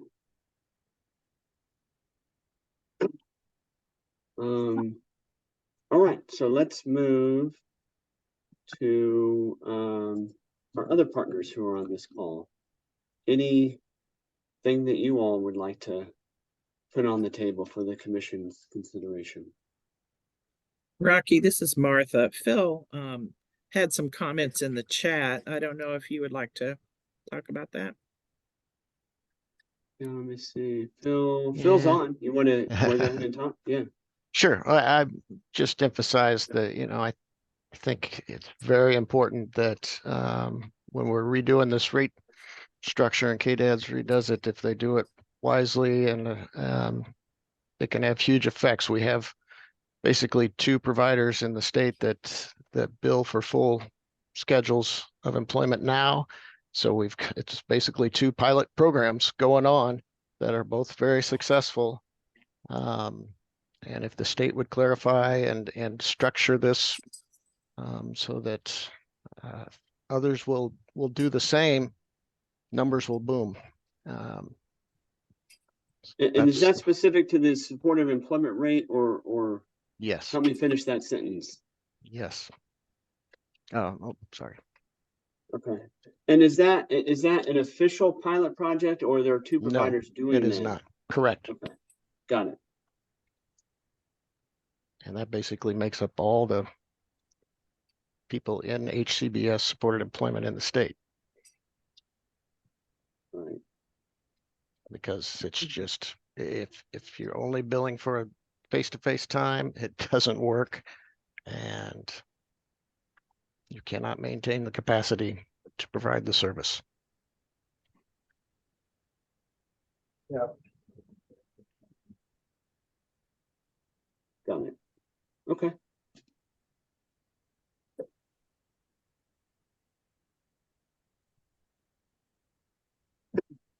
Other comments from partners on the call?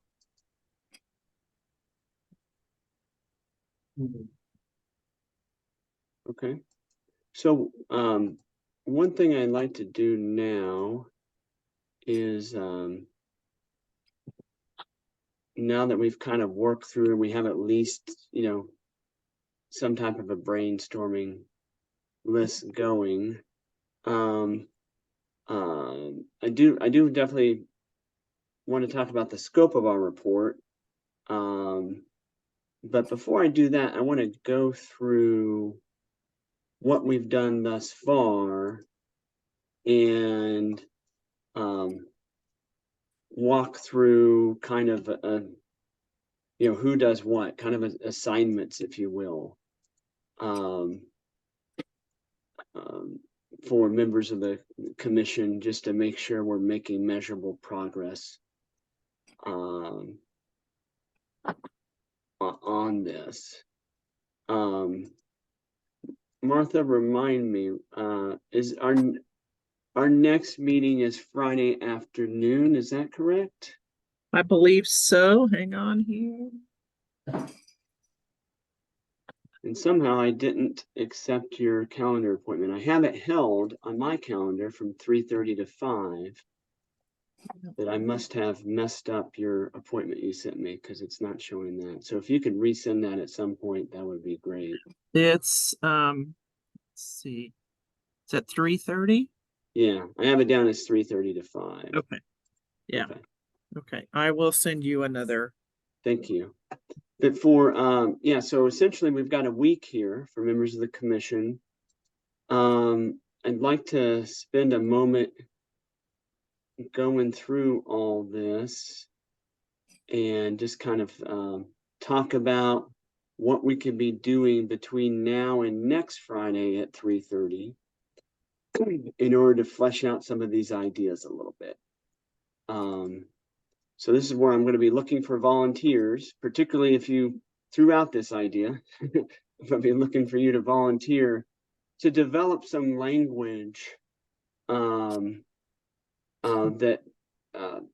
the kind of the preference would be to develop kind of a draft, even if there's gaps, at least kind of skeleton of some language that could be a recommendation in our report. So, Steve, on that, how many people in competitive integrated employment? That one's pretty simple because it's a data request. Could you put a finer point on that? for us and try to get something back by next Friday? Rocky, for those that know me, I've been trying to get that data for the entire time I've been in Topeka for 10 years and haven't been able to get that. So I don't know what finer point I would put on it. It's just something that we don't have a way of tracking, and we just need to get a way of tracking it. Yeah. So what I mean by finer point is because right now it says how many people are in competitive integrated employment. Track it. We want to know, right? I mean, that's essentially what's behind this. Yeah. Yes. But we can't put that in a report. Can you come up with some language that we could slip into a report and edit that would be more substantive than just that bullet point? Yeah. That way we're starting. That way we're starting with, you know, and it might be a bullet point. It might just be a sentence or two. Yeah, I'll see what I can do with it, Rocky. Okay, great. So whatever data you want and however you want it, put that down. Yeah. And then that's what we'll consider. And I should have wrote down who brought these up. That's my bad. The data on the employer incentive bill. Was that Sarah or Steve? I don't recall. No, that was Steve, right? If I'm going to get an assignment out of it, I'd say no, it wasn't me. I think it was. I'm remembering now. It was Steve. It was you, Steve. Oh. Steve, I can help you with that, I think, because that'll have to go through revenue, won't it? Yeah, revenue would have to have, I mean, I'm hoping revenue has some kind of way of getting some information on that. So yeah, if you could help me with that, Martha, that'd be great. Yeah. Yeah, and Martha, they do my not understanding- publicize that data at all. You can't Well, find it that's- anywhere. Right. Trying to get that from revenue. We haven't gotten that yet. Oh, you've already requested it, Michelle? My understanding is there's some work being done on that, because we're supposed to be doing the targeted employment tax credit annual report. Uh-huh. But we need data from KDOR to do that. Okay. Steve, I think she took us off the hook. I think so, and I appreciate that because I do think that's important data, and I'm glad we're tracking it or going to be tracking it. Yeah, I don't know how fast I'll get back to you on that, but I will see what we can do. Yeah. So should our report just support the state tracking data on the employer incentive bill? Should that be the recommendation? Well, maybe the question to Michelle is, are you going to try and get that report out before the end of the year? I can't tell you that because we don't have the data, and I need to find out what the holdup is with that. So. Okay, I just wondered if that was what the goal was. So yeah, I would suggest we support continued tracking of that, and then mention that Department for Aging and Disability Services is tracking that, putting out an report or whatever. That makes sense. Yeah, and I would think it would be important enough data that we could actually, if they get that report out, that we would incorporate that into our report as well, so that it'd be more than one place. Yeah. Steve, what are you hoping to learn by looking at that data? Or what do you suspect is going to be learned? Well, whenever we put that together, I think we capped it at 5 million over 5 year or 5 year time period, 5 million. And I'm hoping that we need to go back and raise the cap. But if we're not tracking it, we won't know what we need to go talk with the legislature about. Yeah. Or do we need to encourage more people to take advantage of it? Or you know what I mean? Just whatever the data tells us, I think will give us a roadmap of what we should be doing with it. Mm-hmm. Yeah, because it expires in 27. Is that right? 27 is what I have. So we need to know that data to know what recommendations to make to improve the program. Yeah, there's still, what I know is Department of Revenue is still processing tax returns from 2022. So. Okay. I just don't think they have the data yet. And for some reason, I thought, and I don't know, or I don't think it's this program, but I thought there was some disability tax credit program that Department of Revenue presented data to, like the Joint Tax Committee on. And I just remember hearing about it, but I don't know. But my understanding is that some program about tax credits and employing people with disabilities was presented to the Department of, was presented by Department of Revenue to that legislative committee, the tax committee.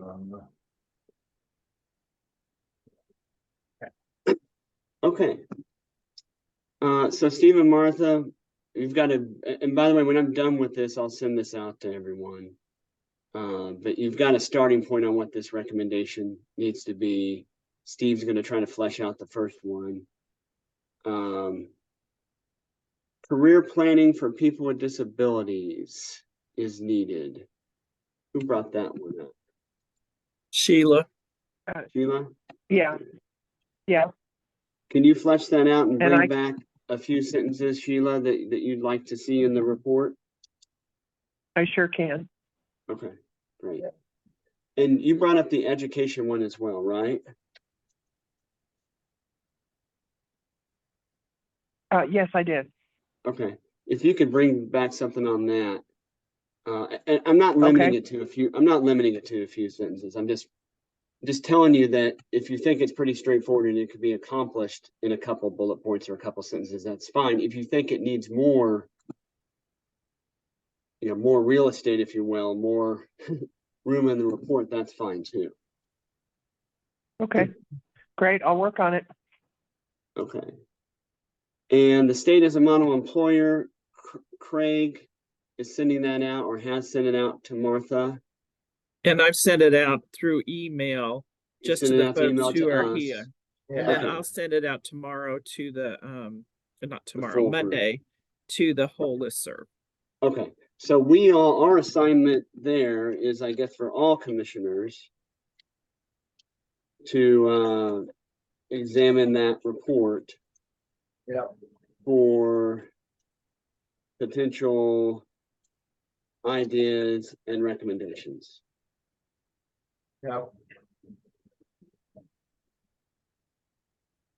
Okay.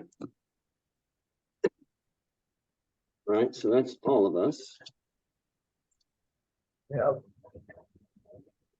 Workforce centers, Steve, you had said that there ought to be a recommendation to improve engagement between people with disabilities, their families, and the workforce centers to improve opportunities for careers, and additional training resources should be provided.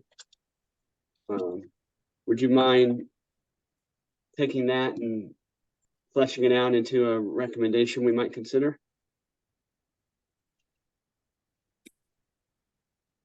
You're on mute.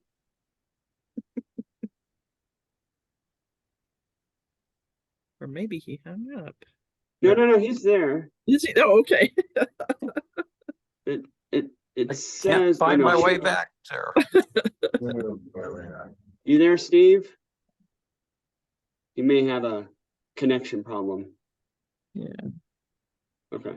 Well, I'm going to put you down, Steve, and if you don't want to do it, say something. All right, you're in. Done. All right. Promoting working healthy in the work programs to reach out to employers outside of the traditional VR IDD provider network. I think that was Sarah. So can you bring us back something, Sarah, for next Friday that would flesh out that recommendation? I think that's a really good one. Okay. Reduce the IDD waiting list. I'm going to put down Brad and me for that one. Yep, we can work on that one, or we'll talk about it some more.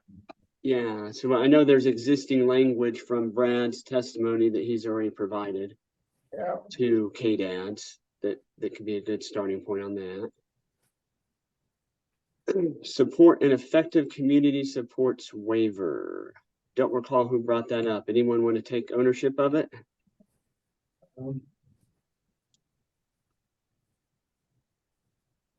This is Sheila. I did, and I could put something together. Okay, great. Got that down. Support fixing the supported employment rate. We do have quite a bit of prior language in our past reports that we could at least have as a starting point that we could flesh out. So we could just kind of copy and paste that prior language just as a, something to shoot at if commissioners are comfortable with that.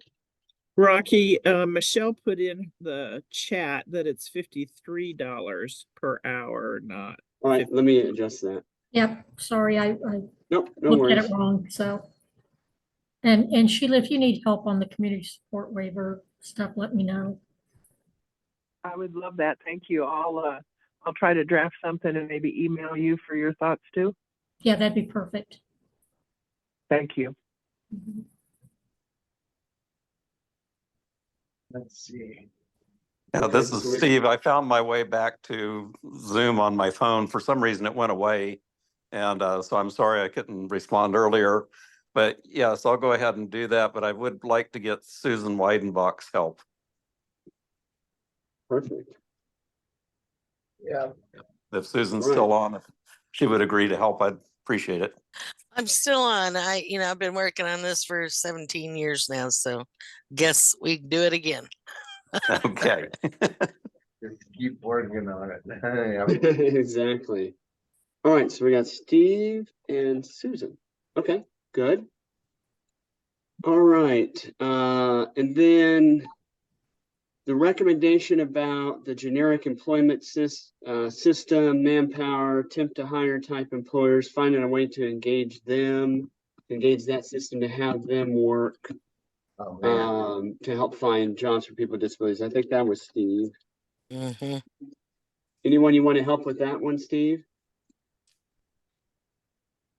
Yeah, I think Susan could maybe help work on that with me too while we're working on the other one. We can probably incorporate those into that same conversation. Got it. Oh boy. Okay. And then the Secretary of Commerce, that was Sarah. Sarah, you want to take the lead on that one? Sure. Okay. Employment First Oversight Commission, proper oversight. I'll take the lead on that one because we have prior recommendations on that. Yeah. Private sector solutions. Oh, that's the benefits planning one. So I'm going to put myself down just to use last year's starting point, but we'll also be looking to Commerce and KDHE on whatever we end up putting it. If we end up wanting to put in a recommendation specifically about benefits planning, Commerce and KDHE will be really integral to that recommendation. But for now, I can take what we did before, just give us a starting point. The new ongoing collaboration, I could do that one. Oops.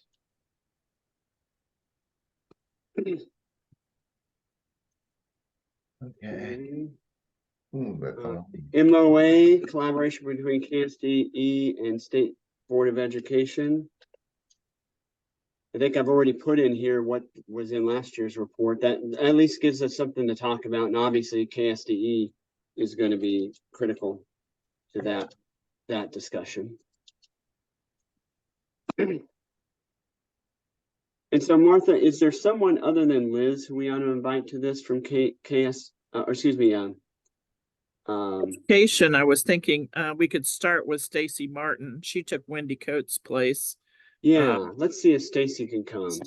I'll reach out to Stacy about that. Yeah, there we go. And it's Stacy Martin? Yeah. Okay, if I'm misspelling it, let me know. Okay, it's EY. Stacy is EY. Got it. Okay. Thanks. Sure. And then national level things, that was Sarah. Yes, I can help draft a couple of those points, Rocky. Okay. I could do Kathy's bill. Yep. Unless someone else wants to do it. I don't want to. Hey, Rocky, I can help you with that one as well, dude. Want to help with that one, Brad? Okay. Yep, I'll help you with that one.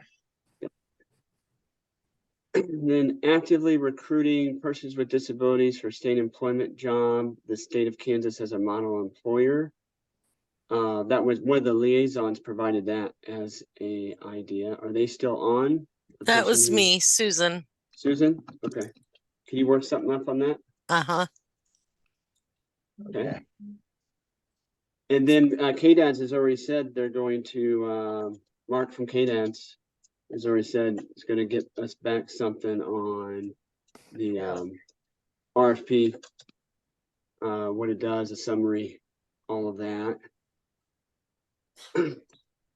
And then certification for supported employment providers. That was also Susan, me. Susan? Okay. Anyone else want to work with Susan on that? I'd be happy to help support Susan. Awesome. That's Wolf Roby. Wolf. Okay. Hi, Wolf. RULF? Is that right? Or yeah, it's WULF. Yeah, I just put my email I in said the R. I chat. said R. I typed W. I said I don't know why. It happens. Yeah. Okay. Hopefully I spelled that correctly now. And I also, Rocky, am the one who's talked about benefits counseling and the cost of that and limitations of generating revenue for that. You want to work something up on that? I'd be happy just from to. your perspective. Mm-hmm. Yeah, that's fine. Okay, so we got Susan. And then we had a couple of different folks encourage the use of ABLE accounts. And so I know Sarah said she'd put her thinking cap on that one. Yeah, and I might bounce some of those ideas off Anthony too. Yeah. As an ABLE account holder. Got it. Okay. So we've got that.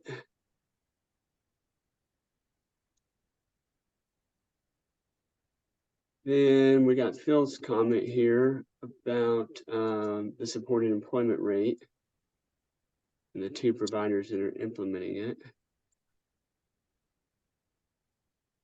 And we're going to have a pretty detailed recommendation on supported employment. So I think, you know, whatever the commission wants to recommend on that, we'll absolutely take into account what Phil's saying there. So I don't know is that we need a specific write-up on it. On the last three things, I just have that as information that state agency liaisons have provided. I didn't have those as being action items for us.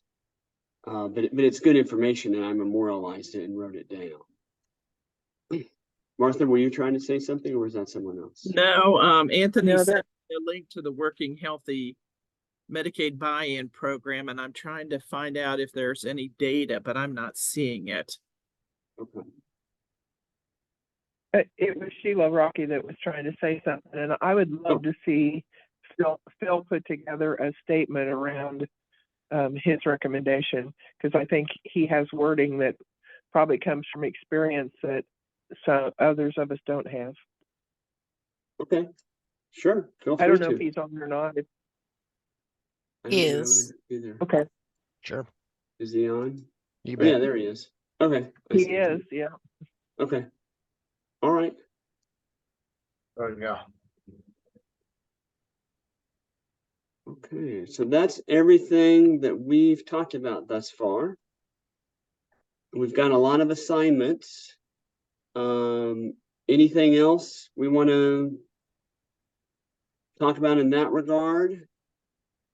you guys are thinking about that, I mean, I think that the recommendations we have down now has kind of defined what we're thinking our initial position on our scope should be, which we're thinking we need to make more recommendations this year, which I think is very appropriate. Yeah. And so I think by virtue of working through this, we're helping to define our scope. So that addresses that other part of the agenda. So I think we've got a good handle on several different recommendations that we're going to be pursuing. We're all going to be working on language before next Friday.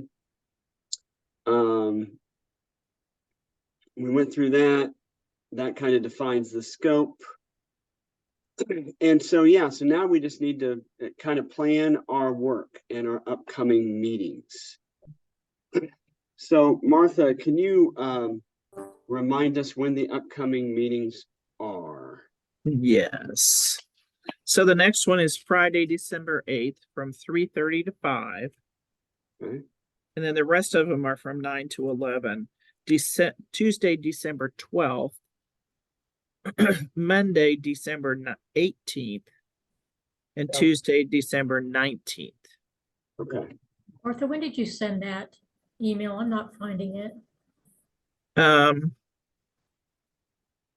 I don't know when I sent it.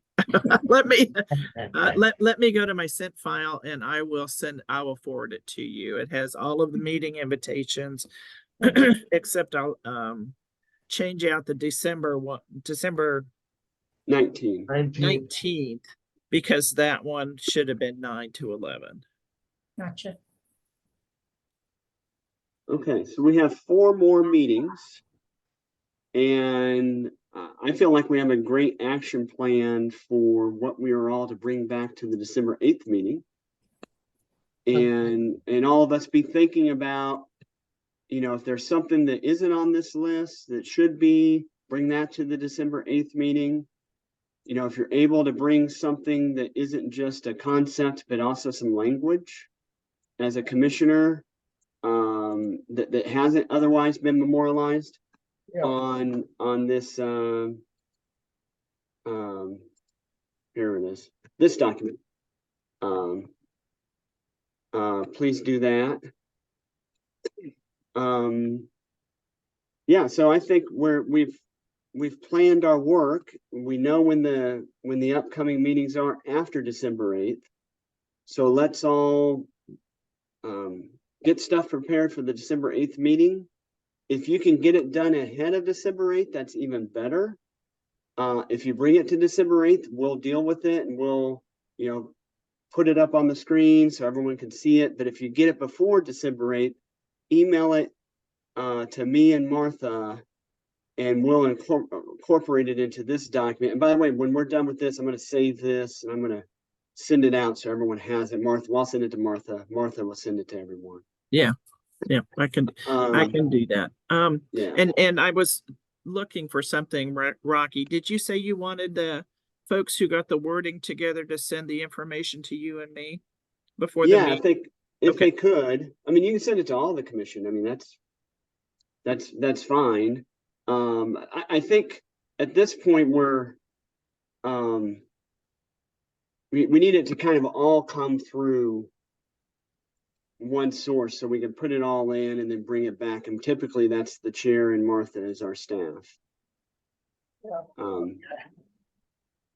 But yeah, if you're able to get like your sentences or your paragraphs or your things put together before next Friday, send them to us so we can incorporate it.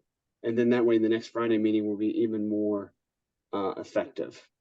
And then at the end of next Friday, one of our agenda items will be essentially this. So next Friday's agenda right now is set to be working through all these different issues, looking at what everyone has brought back, working through them more, talking about them more, and getting feedback, and then figuring out, is there other things we ought to be talking about, something missing on the list, again, between now and then, if something comes up, bring that. And then we'll plot out our next steps based on our work product next Friday.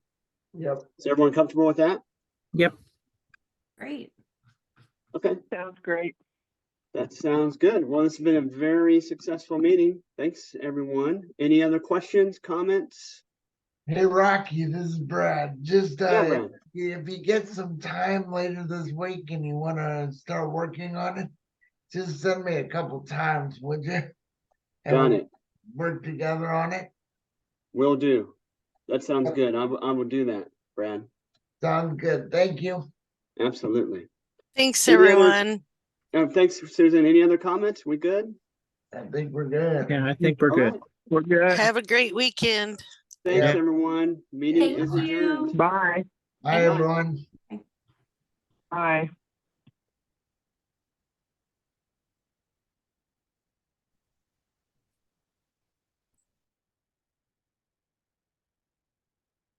Martha, Yeah. you sent out that list of calendar invites again for the upcoming meetings. We've got a couple glitches on our end here, I think, in our mail systems. Also, will they all be using the same Zoom account? Yes, but each meeting has been set up individually, so it'll be a new link for each date. Okay. Make sense?